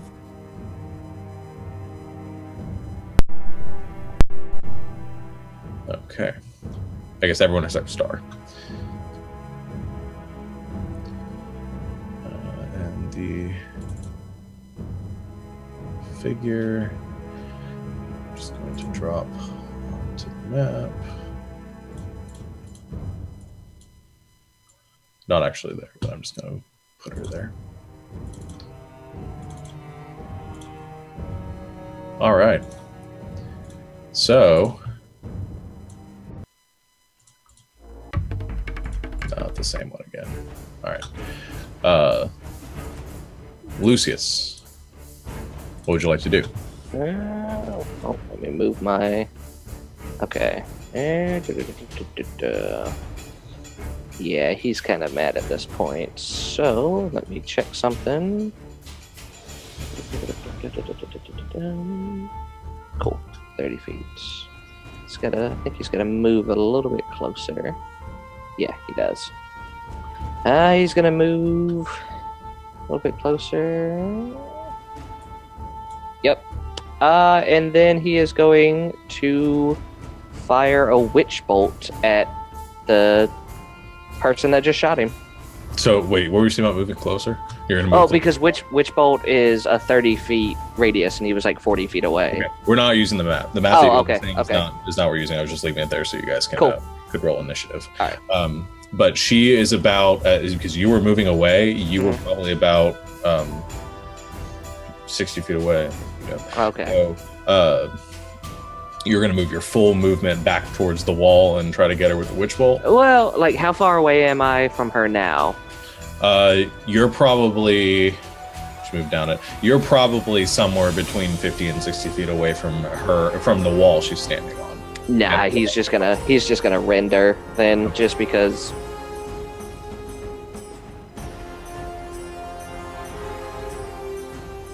$19? Okay, 19 will hit. Yeah, 1 point of damage. Okay, 1 point of damage. Can the vapor puppet get up to her? The vapor puppet was in front of you. So okay, so it's really far away. It can start moving in that direction, but with its full 30 feet of movement, it's not going to be able to get there yet. Yeah, that's what it's going to do then. Okay, so it's essentially like right next to you right now as you're kind of moving past each other. Cool. And are you all continuing as a group moving down this passageway away from her, or are you guys all stopping to fight? I'm going. I'm gonna kind of split the difference. I'm slower than everybody else, but I'm also, because Lucius stopped and I saw him get hit, because I'm probably the slowest, I'm gonna kind of hold up so I'm within range to heal him. Okay, so we're going to assume for the purposes of this that unless you guys are doing anything else, that you are all moving as a group forward, unless you use your movement to hang back, in which case you're going to be hanging back. Okay, so Den, is your turn. Okay, yeah, I want to keep going. Pretty far away for a spell at this point. Can I check out my crossbow and just like fire over my shoulder? Yeah. At her? Yeah, you can. It'll be good. I'm gonna assume we had no idea what they said, right? Because most of us don't talk Elven, and I usually assume you guys are translating, unless. Got it. So. 23. 23 hits. 6 piercing damage. All right. I just keep on going. Okay. So you continue to rush forward as the archer goes rushing down this wall, following you and continuing to fire off arrows. She kind of pauses for a moment and seems to really take aim with this next one as she sees Lucius continuing to go and is trying to get you all to stop. So she's going to fire another attack on you using her archer's eye. I am so dead. That's a natural 20. Oh, I'm so dead. So that's going to double that. All right, so that's going to be another 20 points of damage from the first arrow. Still up? Nope. Okay. And as she takes aim with this one and fires in this direction, it hits Lucius, and you see Lucius topple over and go doof, falling straight onto the stone. She wheels around and fires another arrow towards towards you a little bit as you're kind of like clumping up towards him. She's trying to get in front. Yeah. Because the mist, I'm not in direct sunlight, right? You're not, no. So AC 16. Yeah. Second attack is going to hit you for 9 points of piercing damage. And she calls out, seeing Lucius having fallen, saying, "I don't wish to kill any more of you. Please stop." And that will end her turn.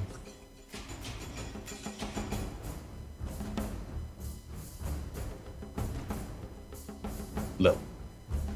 Yeah, sorry. Yeah, okay. I'm gonna go ahead and, stop short, turn around, run to Lucius, and cast... I think I have Cure Wounds. Hold on. Yeah, it's Cure Wounds. And get him up and running. And that is 10 points of healing. Okay. And I holler back, "We don't go anywhere without our friends." Why did I not do that in voice? Anyway, "We don't go anywhere without our friends. We're getting our friend."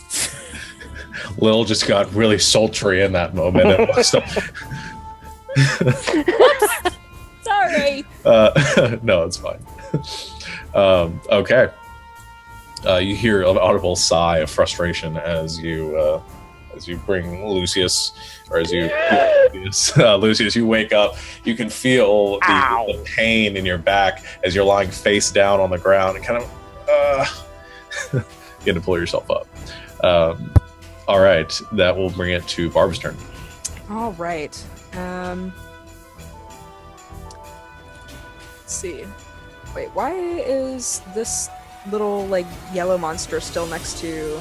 Oh, we're not using the battle map. So right now, I guess just ignore that. Currently what you're seeing is you're kind of in the middle of the group as you were all rushing down the street trying to get away from this woman.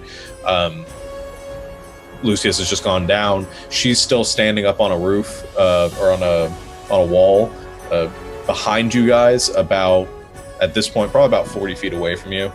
And then about 20 feet up. Jeez. I don't think I have any throwing weapons. You can attempt, if you want to actually try to get up to her, you can attempt to climb the wall to get to her.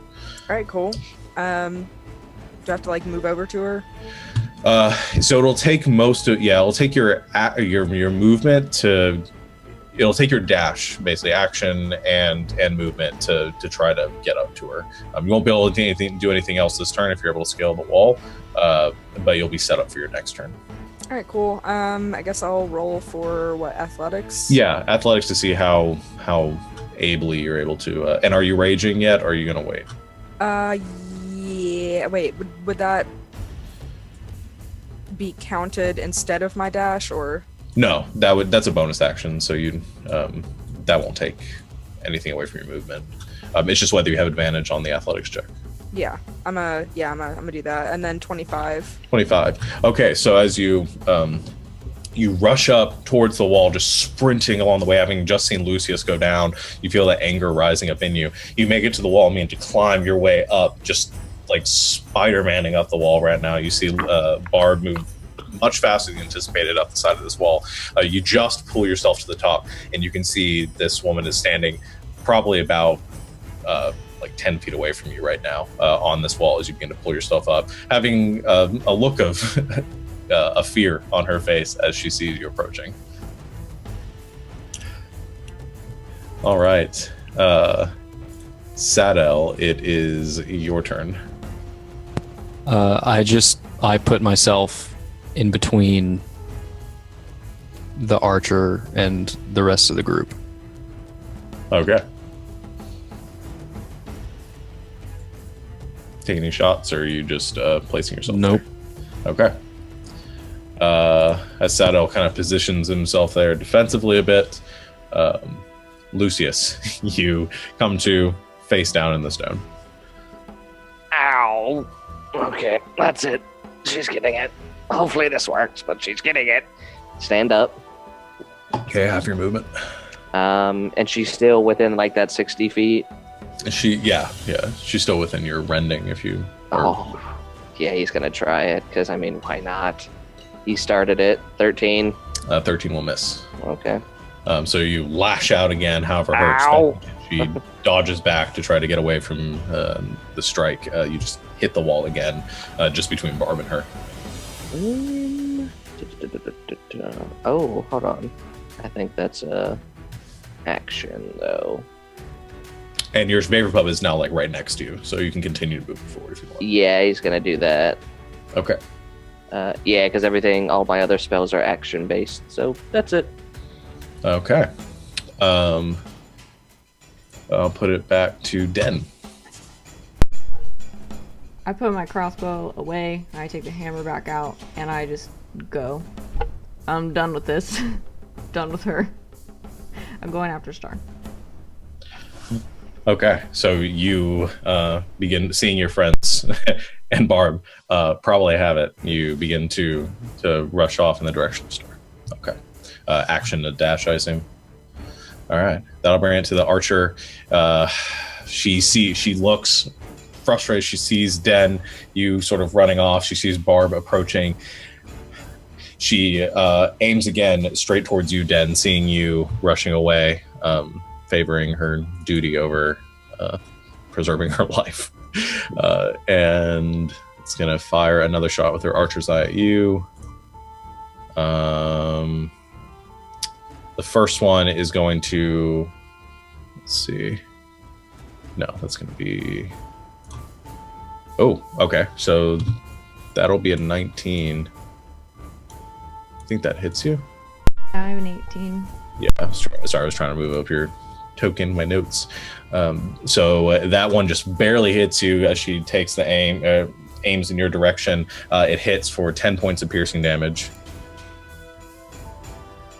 And she goes and she's going to fire again in your direction, another quick volley of 2 arrows towards you. That one, however, is not going to hit you. As you turn around, you feel the arrows kind of sink in, just kind of grazing your shoulder blade, but sinking through the metal of your armor. You turn around and just deflect the second arrow just instinctually with your shield, seeing it clattering off into the stone, or to the stone beside you. Give her the finger. She sees you, she goes, shit, and begins to rush past where you are currently climbing up, Barb, down the wall, kind of chasing behind Den, actually kind of closer to where the group is. She's now probably about like 30 feet away from where you guys are, still rushing down the group, still rushing down the wall, seeing Den running off. That she doesn't have much movement. It's only 30 feet there. Lilibet, that is your turn now. Okay, well, so she's closer to me and Lucius. Yeah, Sorry, so- I'm trying to. Here's the wall. This is where you guys are right now. She was down here, and as Den began to run, she came closer. She's now rushing this way down the wall, parallel to you, trying to get closer to Den, so Den doesn't get away. Okay, is she within 25 feet of me that I could get to her to hit her? No, she's 20 feet up right now on the wall. So you guys are on the ground. So you'd be able to make it basically to the wall. You wouldn't, if you wanted to dash, you could start to climb up. Yeah, no, that Lil's not gonna do that. Well, shoot. Shoot. I'm getting somebody breathing in their mic right now, by the way. I'm not sure who it is. Okay. So. Well, there's not a whole lot poor Lil can do. She doesn't have any ranged. I'm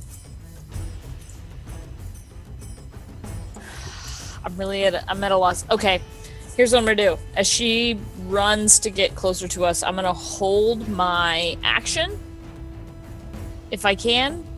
Like, I move closer to her, but I'm gonna hold my action once I get closer to the wall to, as soon as, if she's in melee range, I want to take a hit. Okay, so if she comes down off the wall. Okay. Yeah. All right. I need to make a concentration check. Yes, you do. Thank you for reminding me. Yeah, make a concentration check. Okay, so the protection from evil and good is gone. All right, Barb.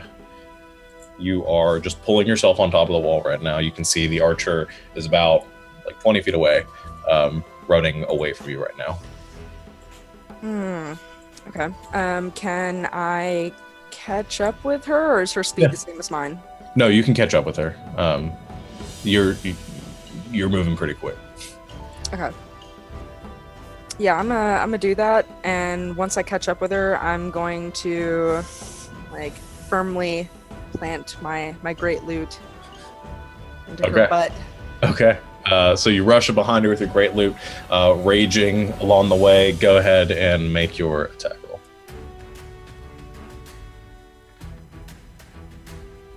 My advantage or no? If you're recklessly attacking, you are. Okay, cool. 19. 19 will hit. Cool. 19 slashing. Damn. All right. Let's see. The axe or the loot embeds itself, kind of slashing across the back of her arm, and she lets out a cry of pain as she staggers forward, turns around towards you, and sees you just bearing down on her. Is looking pretty frightened now of you. Can I also do my Radiant too? Yeah, if you're gonna do that, yeah, go for it. Oh shit. Yeah. 6. 6. All right. Okay, so as you begin to combat her, Sadel, what are you doing? I'm just watching. I'm staying in between me and her, or I'm staying in between her and the group, and I have my gun at the ready, but I'm not going to shoot. Okay. Because I feel like Barb's taking care of this one. Okay. Lucius.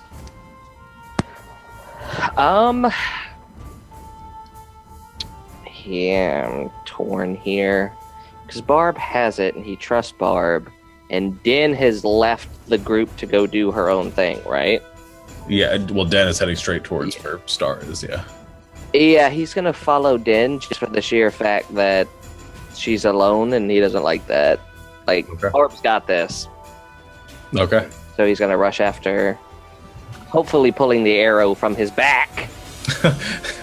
You rush out and, yeah, trying to yank it from your arm. You're getting kind of stuck in your armor right now, but you're trying to make your way forward as quickly as possible. Okay. Den still doing the same thing? All right. The archer's turn. She is going to look around. She sees you. She sees everyone rushing off. Sees Barb behind her. She is going to move away from you, Barb. So you do get attack of opportunity on her if you wish to take it. Yes, please. Okay. It still is part of your reckless, so you can do it with advantage still. Sweet. 22. Oh my god. Shit. Yes. Okay. Go ahead and roll damage on that.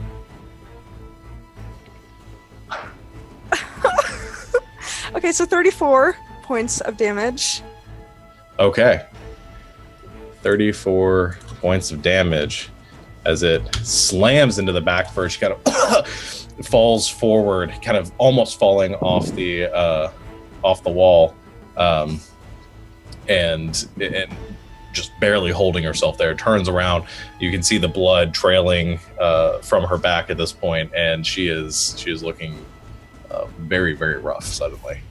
That is, she continues to move away from you, though, still on her feet. She sees you and this mess behind her and realizes how bad off she is. So she curses once more under her breath.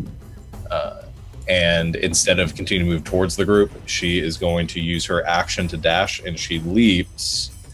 Make an acrobatics check for this. Okay, good enough. She leaps over to a section of the rubble beyond, kind of skids down the side of it, and kind of disappears down an alleyway to the left. No longer within range of the group.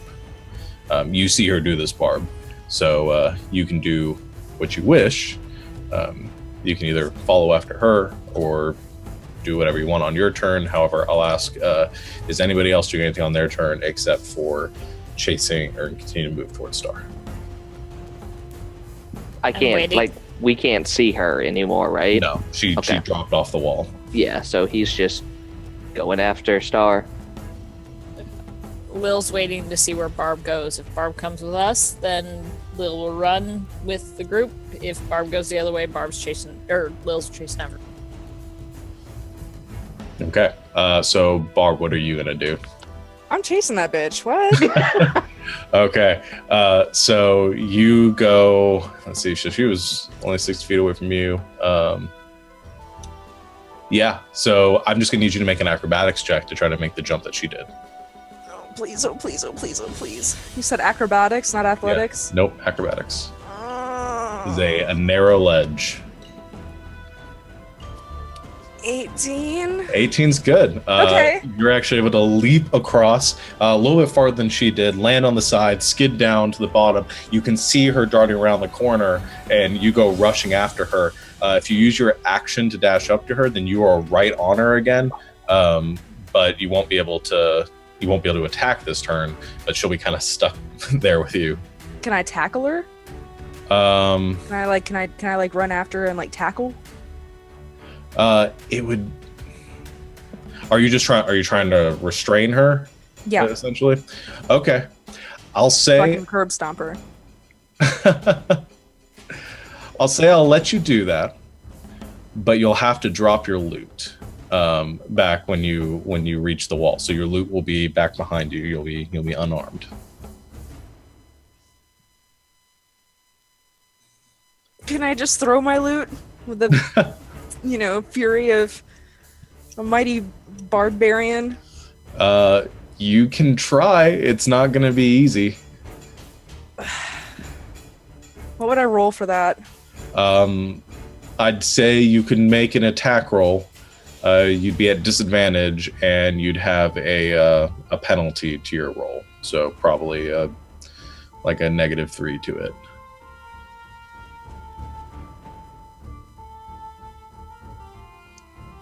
Oh my god. Alright, decisions. Alright, I'm just gonna drop my loot and tackle her. Okay, so you drop your loot to the side as you round the corner, getting that little bit of extra speed as you approach. Go ahead and just make me an athletics check, contested by her acrobatics. And that is normal or advantage or what? Well, you're raging still, so you'll have advantage. Alright, cool. 20. She rolls a 21.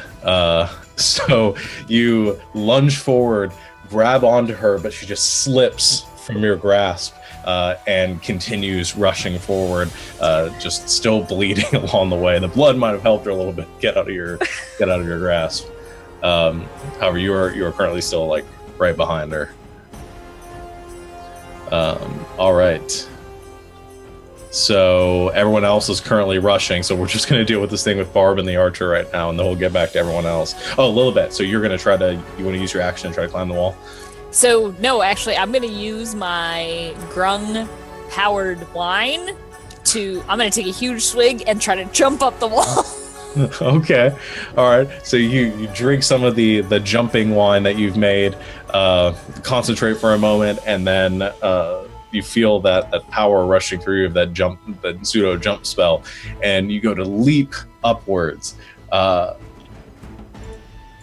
I'll say just go ahead and make me just an athletics check. I'll give you advantage on it for. Okay. Here we go, guys. Let's how easily you do this. If you can fly. Oh, it's a 14. Okay, not great, but isn't like a detriment to you. You leap up to the top. You feel that kind of spring of power propel you to the top. You grab onto the ledge and begin to pull yourself up. You reach the top, and you can sort of hear Barb and the archer struggling out the distance. Shoot, that was my action, wasn't it? So I can't dash, can I? Yeah, that'll be your action there. How far down are they? They are. It's hard to tell. You can't see them right now, but you can hear them. Okay. Well, then yeah, I'm just whatever movement I have left. I'm trying to get to them. Okay, I need you to make an acrobatics check to make the jump down to the street. Okay. Do I wait? Oh, I'm sorry. I wrote down what the grung stuff was, so I didn't know. Hold on, let me see. Yeah, you've got the distance. It lasts a minute. So yeah. Do I still have like the jump ability to get down? This is more of a it's a little bit of a fall, so it's whether you can land on your feet. Okay, so you said it was athletics? Acrobatics. Acrobatics, sorry. Oh god. Do I know that she's coming? 14. You can hear a bit of kind of yelling. Ching, ching, ching, ching, ching. Yeah. And in fact, you hear a loud crash as a heavily armored little bit hits the ground just about 30 feet away from you guys are at the end of the Grab alley. my loot! Grab my loot! And you are actually right next to her loot. Yeah, I pick it up. That was totally my plan. Okay. That'll put it back to the archer's turn.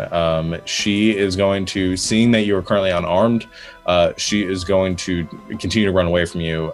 She does provoke an attack of opportunity, so you can make an unarmed strike against her if you want. Okay. So that's just going to be your... it would just be... it would be essentially the same thing as your loot, but you're going to do lower damage if you hit. Alright, so I'm just gonna do a... And you can't use Great Weapon Master on it.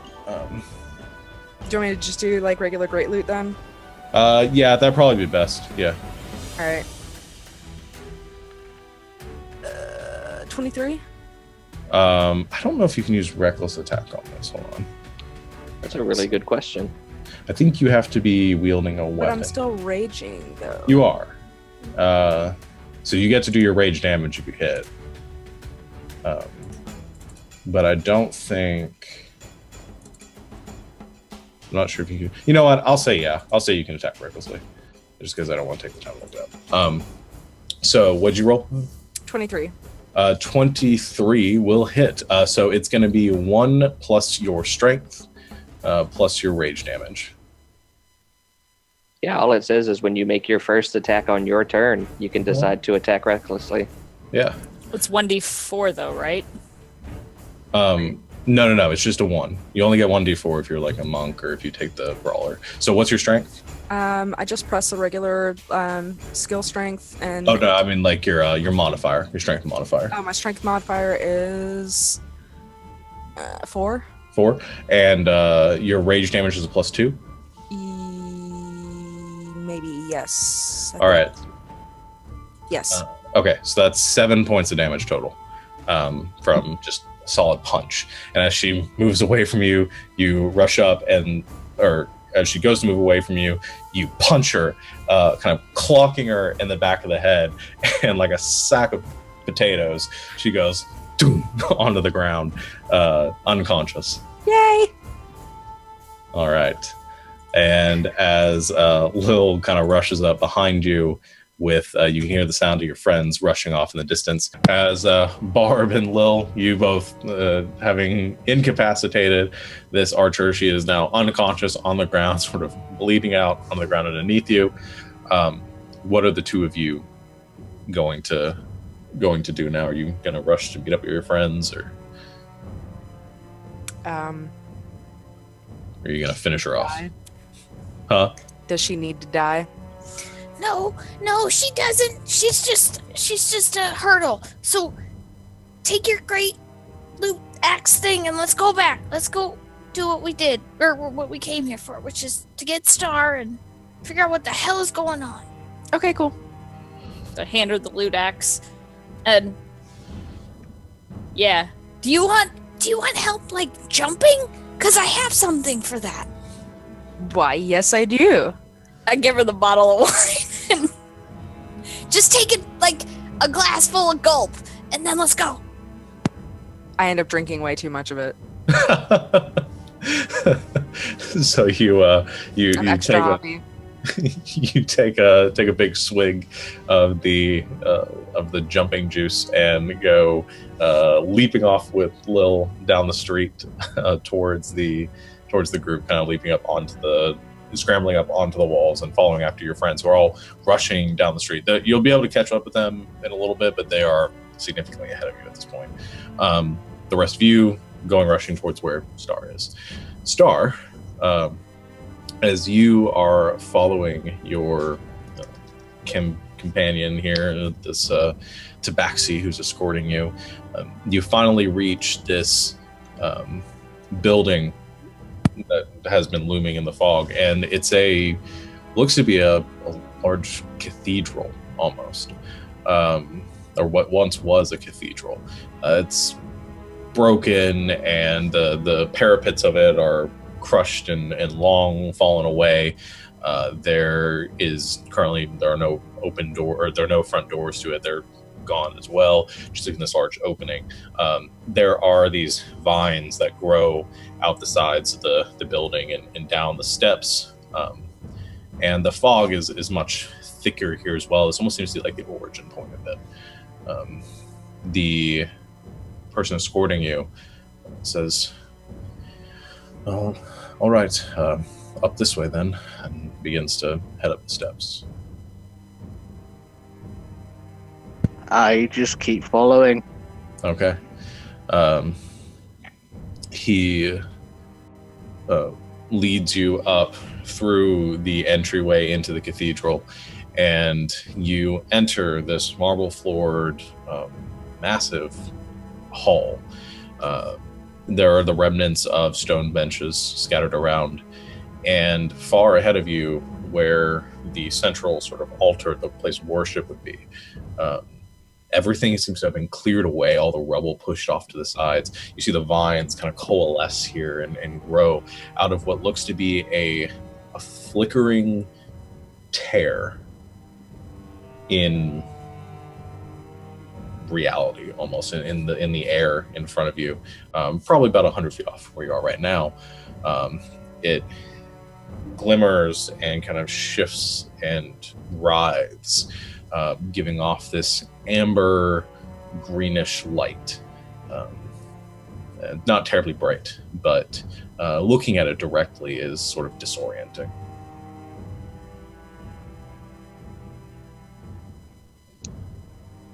So this is the tear? The Tabaxi turns to you and says, "This is the breach. This is where we are taken, and this is where you step over to the other side." What's on the other side? The elves call it the Twilight Realm. There are many lands beyond there, similar to our own. It's a wonderful place, really. It's wild, like our homeland, but with more to it, wondrous creatures, the likes of which you'll just have to see. Can I insight check this guy? Yeah, you certainly can.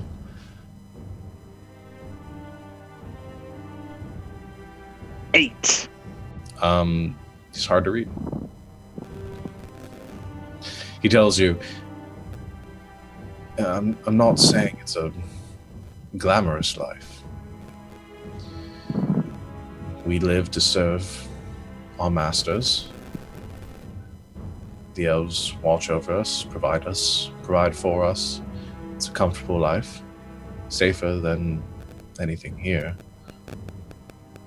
and away from the calamity of any creatures that would deign to do you harm.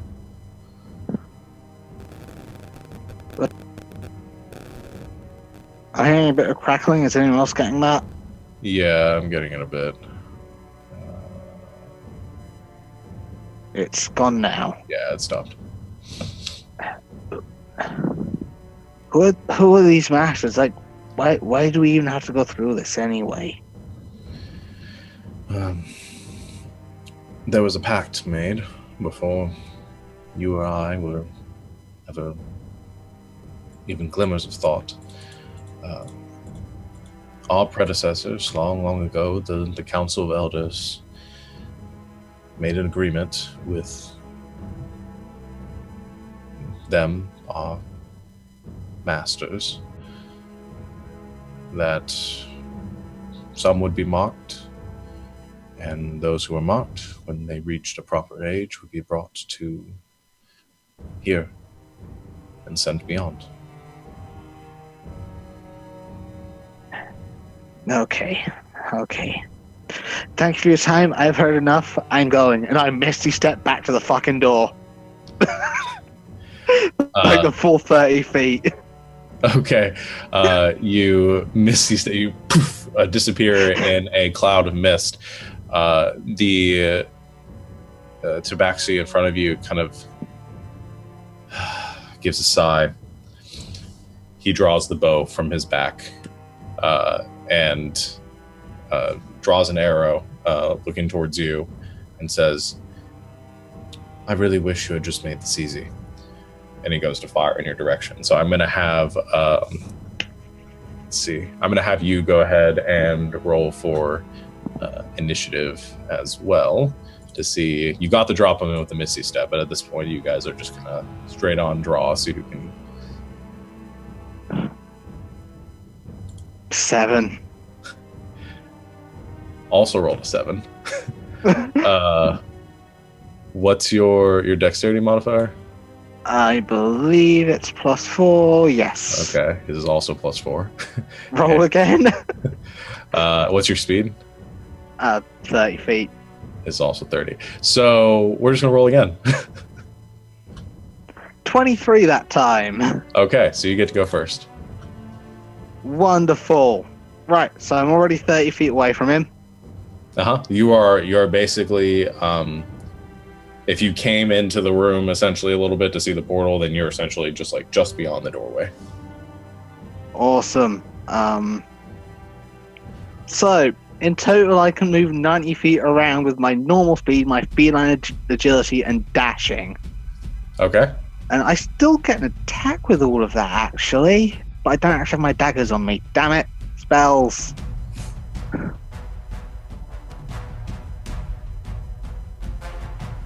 You know, I'm going to try to do a charm person on him. Okay. Just let me reread the spell myself.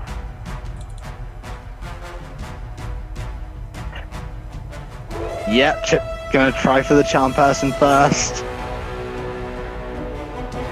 Okay. So what's the saving throw on that? Unfortunately, it's a wisdom saving throw. Save DC is 12. Okay. So you're moving. Are you moving back up to? Or no? Yeah, you misty step. 30 feet away. I Okay, haven't right. moved yet, so I'm still only the 30 feet away. Gotcha. Okay. So you. Let's see. Oh, I'm gonna say has advantage on it too, because I will consider this to be combat at this point. Okay. Yeah. So you cast a spell, sending kind of the sparkling of energy towards him. It hits his face, and he stares at you. I still have my full 90 feet of movement because I can. I'm a rogue, so I can dash as a bonus action. So, yeah, 90 feet. I'm just bolting out of there. Okay, so you're bolting down the steps back on the street? Yep. Okay, so you go rushing down the street.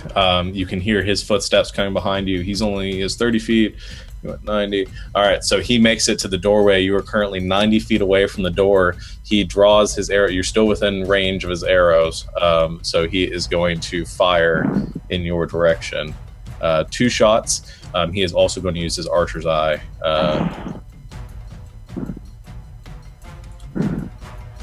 Let's see. First one. All right, so the first one is going to hit with a 21. For 11 points of piercing damage. Okay. And the second one is going to, I think, hit with a 17. Yep. For 11 points of piercing damage. Ouch. All right. That's all he can do, though. You can see he fires off these shots, sees that you haven't fallen. He looks back and he calls out something behind him back into the chamber, but doesn't seems to stop at the doorway at that point.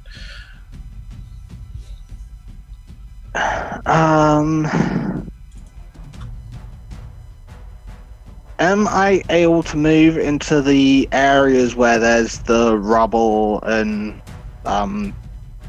I would like to dart towards the nearest building, pile of rubble, anywhere where there's shadow or darkness, and I can hide as a bonus action. Okay, so you dart 30 feet off to the side to get out of sight, and go ahead and make a stealth check for me. 27. 27. Fuck you, dude. Not So you, the elf. That's Batsy. You go rushing off to the side, kind of feint over into a doorway, and then roll off behind a pile of rubble, out of sight of this tabaxi. And you wait. You hear the sound of footsteps come a little bit closer. You were still... Let's see, he's going to do a dash. Okay, so you hear your footsteps approaching down the street. Seems to have stopped in the middle of the walkway, just a little bit short of where you were before. And that's all that's happening right now.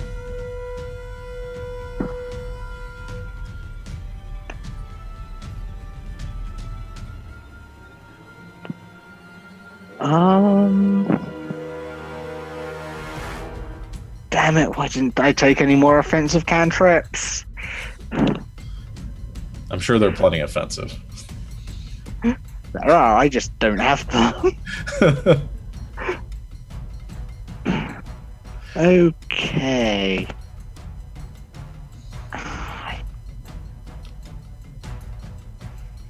I'm just gonna try and stay hidden in the rubble, moving further down towards where my friends hopefully are. Okay, so sort of a stalemate here as you begin to just creep out of kind of further into the alleyway to look for some side passages to move down. You can hear a bit of movement in the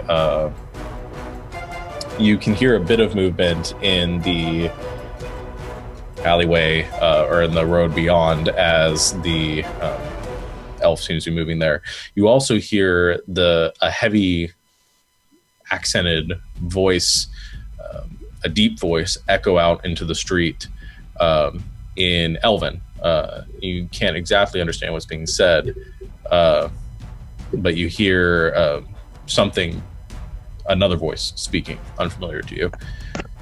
Given that I've been trying to learn Elven, can I, just hearing it, can I make any kind of roll to try and get the exact intention or what this voice is trying to put over somehow? Okay, I'll let you make an insight check to see if you can get the general, kind of pick out any sort of meaning behind those words. It helps for actually looking at well, that's a 4, so no. Yeah, so you feel your heart pounding right now, the blood thumping in your veins. You're having a hard time focusing on that. You have no idea what he said. I'm actually just going to sit tight this round then. Okay. You begin to also, so as you wait, you hear the voices speak for a moment and then kind of cut off, and then you hear some louder sounds proceeding down the street. Some familiar sort of cries and of your friends as they slowly or very quickly make their way your direction. I'm gonna just sit tight and wait for them. Okay. The rest of you, as you come rushing forward, you see the building looming before you, and as you reach within, probably you imagine, a few hundred feet of this larger building that Starsman was last heading towards, you can see a shape standing in the street as you approach, and as you get closer, you can see the shape is the same tabaxi figure or the same hooded figure you saw before. Now with the hood down, appears to be a tabaxi. I start yelling. Okay. Where is he?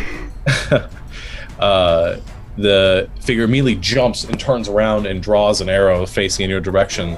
However, you hear another voice kind of cry over the din. Over the what?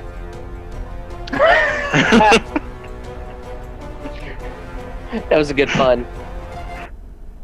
You immediately fall. As Den face first, trips over a rock and lands face first on the stone and pulls herself up. You can feel like kind of the scratches on your face from the rough earth. Where did all these rocks fall on me from? You hear a voice in Elven. Sato, you recognize the words and you can translate them for your friends. It says, "Halt!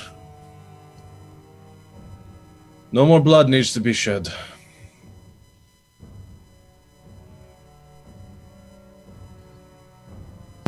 The Elven, or the Tabaxi, who's drawing the arrow facing it, aiming straight towards your group, loosens the bow and returns the arrow to its quiver. I lower my gun. I stand up. You've translated this for us, right? Yeah, I'm assuming you are. Yeah. Okay. Just I asked because Barb and I are running from behind. Yeah. And Barb is faster than I am, but I just want to make sure that Lil hears it because Lil is just going. The two of you, just panting and exhausted, finally catch up with your group. Star, you can kind of hear this conversation. If you peer around the corner, you can see your friends kind of gathered, and the Tabaxi standing in the center of the street. You heard the voice. Are you doing anything? Are you staying where you are? Actually, I'll stay where I am for now. Okay. The voice calls out again and says, "Dashriel, return to the sanctum. I'll speak with with our guests." The Tabaxi kind of cautiously begins to retreat back, not retweet. He pulls out his phone. Language, words today. Retreats back towards the building, and you can see another shape kind of moving down the steps, and says, "You may approach." I approach. Me too. Okay. Damn. I follow behind. Whatever Sidel does, I do. I thought we were besties. What happened to this? To be fair, I've known Sidel longer, and I'm impressionable, so I go with who commands. Mm-hmm. I thought we had a special. Would you say you've known him all your life? No. Oh. It's good to know. So you approach the building and you can see the entryway to this cathedral that I described previously, and you see standing there, as the cat opens the door to the room, you can see standing there a heavily armored, fully plate armored figure, kind of looming in the entryway. Doesn't stand at a terribly imposing height, probably around normal kind of human size, though wearing thick steel armor, heavily embroidered and very ornate in its look. heavily weighted gauntlets, a mantle of crimson red which hangs over his shoulders, a helm currently obstructing or obscuring most of his face, and he has a massive great sword that is kind of hanging from his hip, nearly the length of his entire body. He kind of rests his hands on the great sword, pulls off the helm, and you see an elven man standing before you, long pointed ears, black hair, looks to be probably middle-aged for an elf. He's sort of ageless as you look at him. It doesn't really seem old nor young. And he says, "I heard the shouts of trouble. Why do you disturb our work here? You don't appear to be from these lands."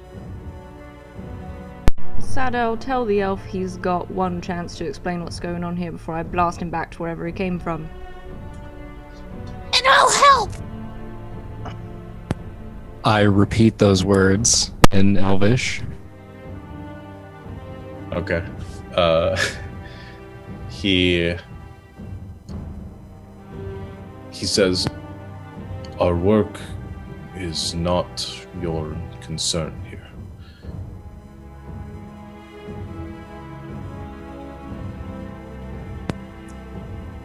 Well, it is until we get our friend back. Your friend is not ours to return. He's not with us. He didn't pass through the portal. I want to insight check him. Me Okay. too.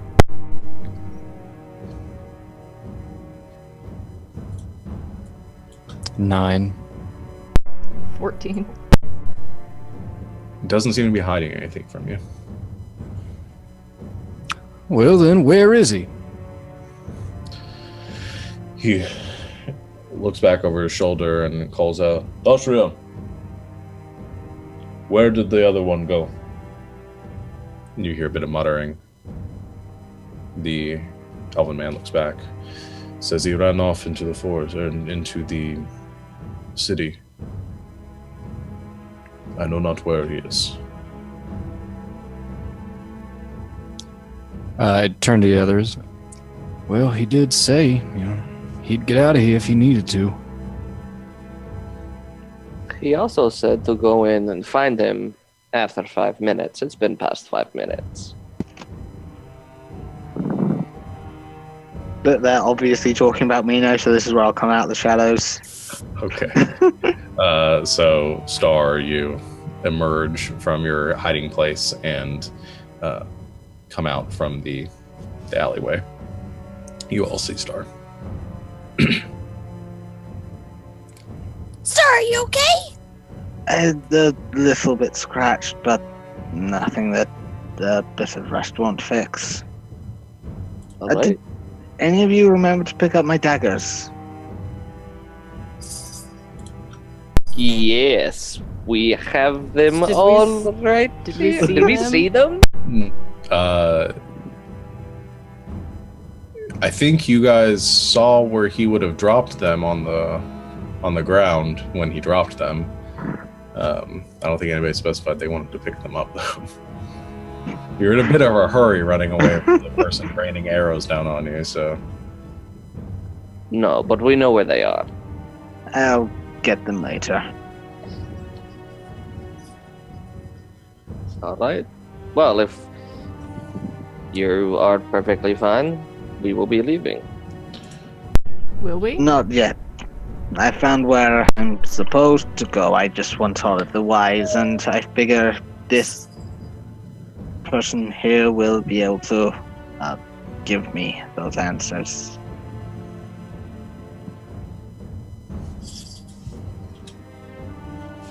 The man sort of steps down the steps, or steps down a few more of the stairs a bit.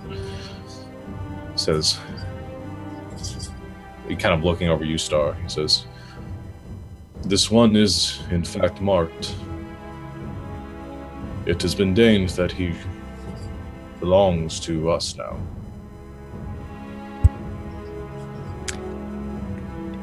You can't own somebody.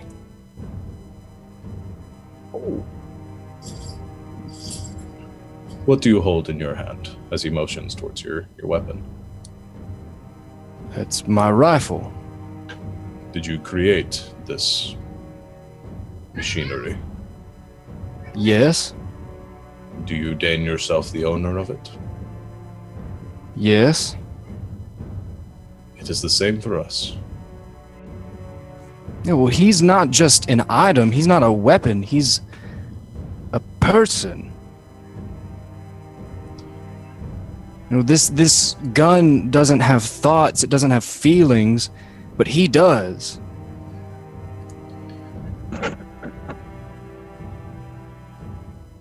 Thoughts or feelings, as you call them.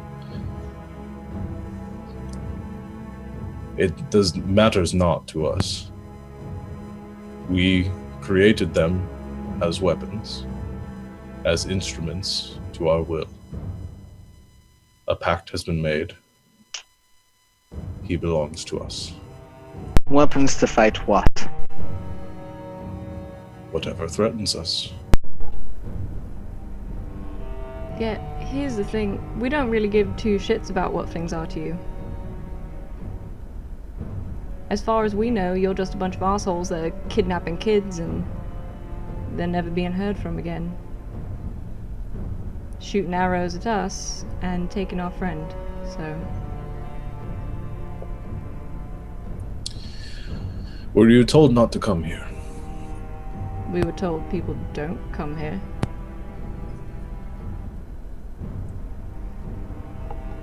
Whatever information the council of your people has been giving you, you should have heeded it. They're not my people.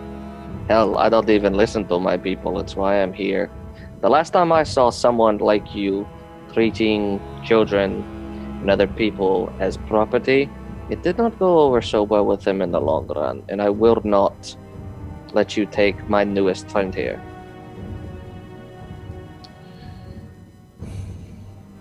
I don't care if I have to die to make sure it doesn't happen.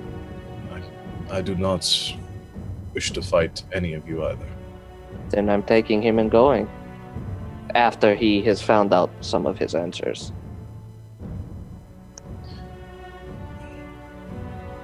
He kind of wrings his hands a bit and seems to deflate a little bit in frustration and says, I cannot or I will not stop you by force if you leave now. But others will follow. Others will come to find him now knowing that he is marked. You cannot stop this. This is an agreement that, frankly, you have no business in interfering with. But surely my people have the business here. You say you created us, but where have you been all these years hiding away in this, well, rather shivered little place? It really could do with some DIY work, but anyway, I digress. You say you created us so you're able to rule us or own us or control us? I don't really like the sound of it, and I think the council have a lot to answer for when I get back to Thousand Steps.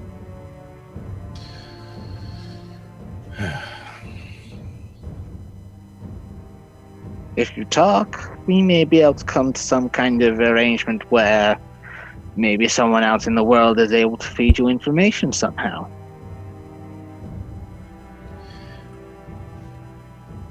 I have no interest, nor do my people have any interest in the business or information of any creatures of the material world.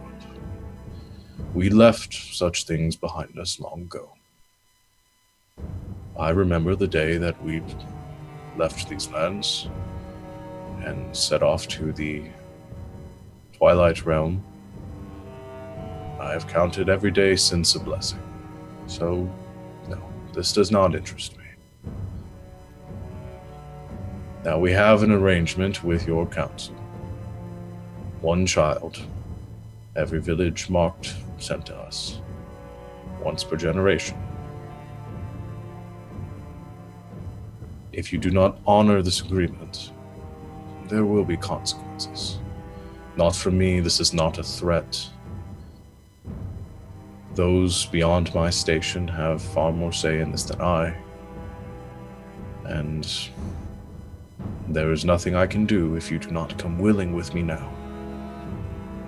I'll come if they can come. No.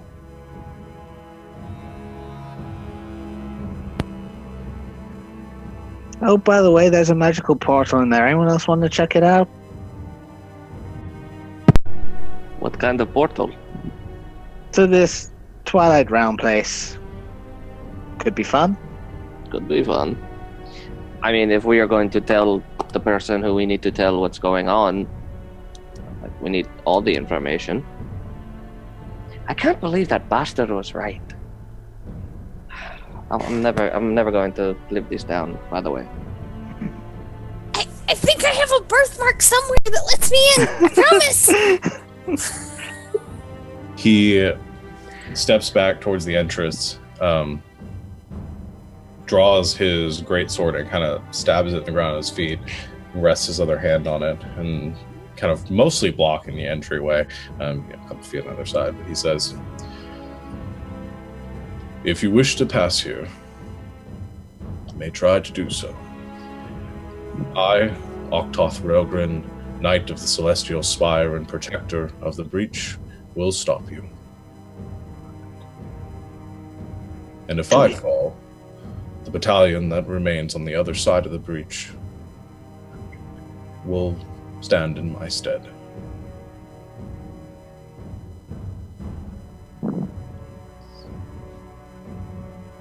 Lil steps up in front of everybody, slams her warhammer down, and says, I am Lilibet Finebottle, and I am commanded by Lilifath to do the good of the world. And you will not get in our way of her power.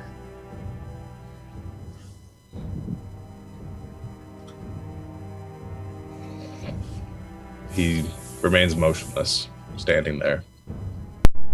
Star, listen. You're my friend and I'll go where you go, but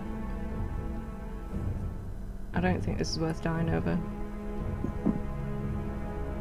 It's not. Then I'm sure he'll send someone to come talk to me eventually. Am I doing the quotes things right? Yeah, that's good.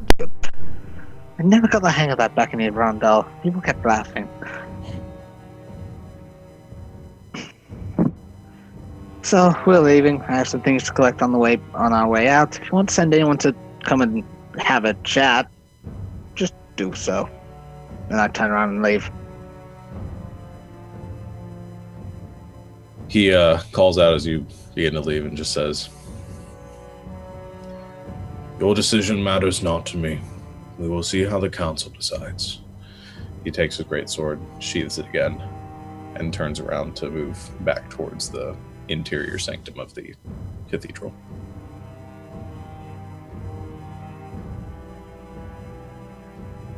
I'm still going. Okay. I've got 20 daggers to pick up. I haven't got time to stop. All right. So you all head back towards the out of the city. Lil's the last one. Okay. Yeah.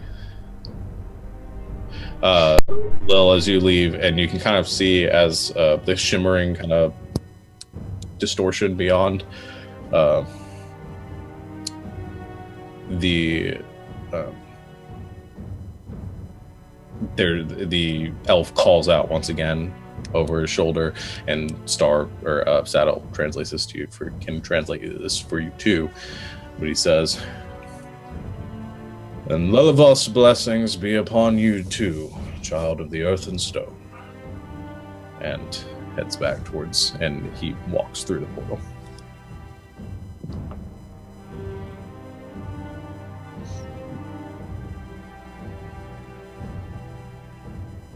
What the heck is going on here? I'm not sure.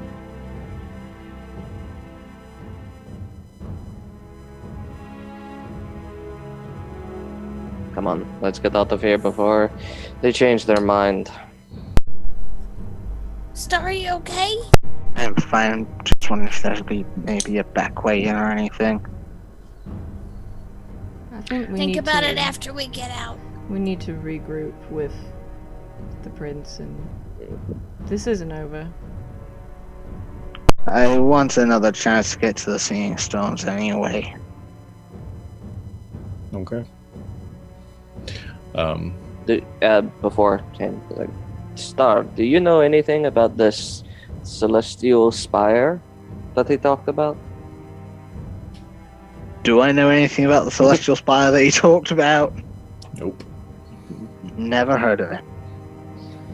Well, Thousand Steps probably has a library somewhere. We can check to see. I find it weird that he gave us blessings on our way out. Well, he gave you a blessing. Yeah, but that's still weird. Not everyone who follows a god's a good person, Lil. Besides, if you believe in a god and he believes in a god, why not say the same thing? It might not be his deity, but blessings to you. He didn't want to fight. If he wanted to kill us, he could have tried, and he didn't.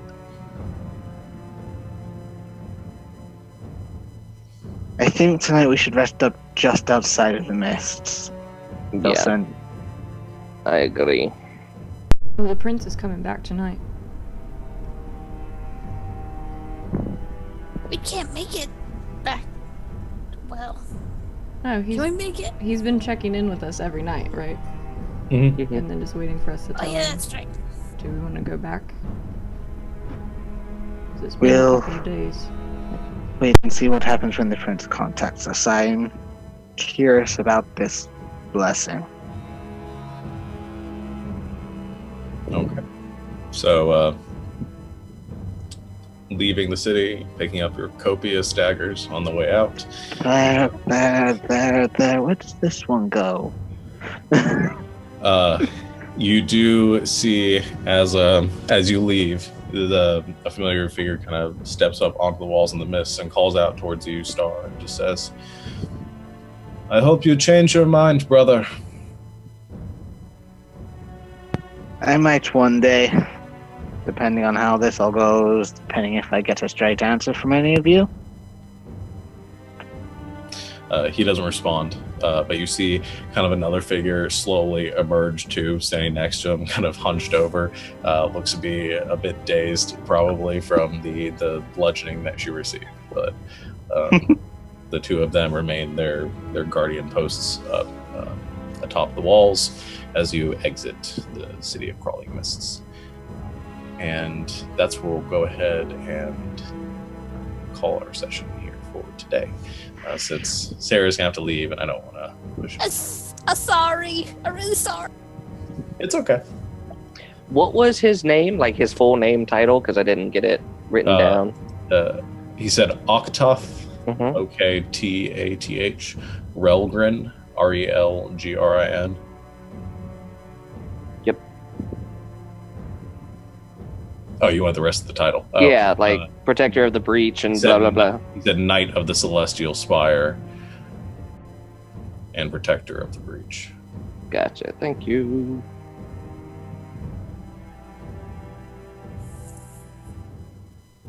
Okay. So that is where we will end our session for today, and we'll pick up again next week to see where this story goes off to next. Thanks everyone for tuning in and checking us out again today. Savannah, you want to do our little closing remarks? Oh yeah, so we already talked about the maps, and our world map and everything. If you like those are cool. You can make your own with Incarnate. So check that out. That's what our world map is made with that I showed you earlier. If you like our overlays, Sarah our wonderful friend and player, made those for us. So if you need overlays for your own stream, talk to her, contact her via Twitter. Her Twitter handle is above her face up there. Our character art as well, if you like that was made for us by our wonderful friend Julie. If you like her art and you want to know more about it and her, and when she opens commissions, contact any of us or Survivors Complex or UPIC Gaming, any of us on Twitter, and we can put you in contact with her. Let's see. All of our music, which you heard at the beginning of our session and during the break and all throughout our session, is from Incomptech, all royalty-free fun music that you can use for your own D&D sessions at home.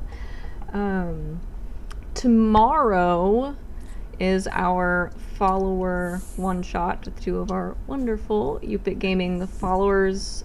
So some of us are going to be playing in that. Sean's going to be DMing. That's going to be at 1 o'clock Pacific, 4 o'clock Eastern time. So please come back tomorrow and watch us play some horror-themed D&D. It's going to be a really fun time. We're all really excited about that. And make sure you follow us on Twitch and on Twitter at UPIC Gaming, as well as subscribing to our YouTube channel where you can watch all of our videos again, our D&D videos and the other D&D stream, Valandor. You can watch our Paranoia game. You can also watch all of our fun video game streams that we are trying to do more and more of. And I think that's it. Okay. So yeah, thank you guys for tuning in. Sorry we had to go a bit shorter today, but we'll be back next week, same time as always to pick it up, and we'll give more information as we go about the changing times as the weeks progress. But until we see you next time, good night, Internet. Good night, Internet.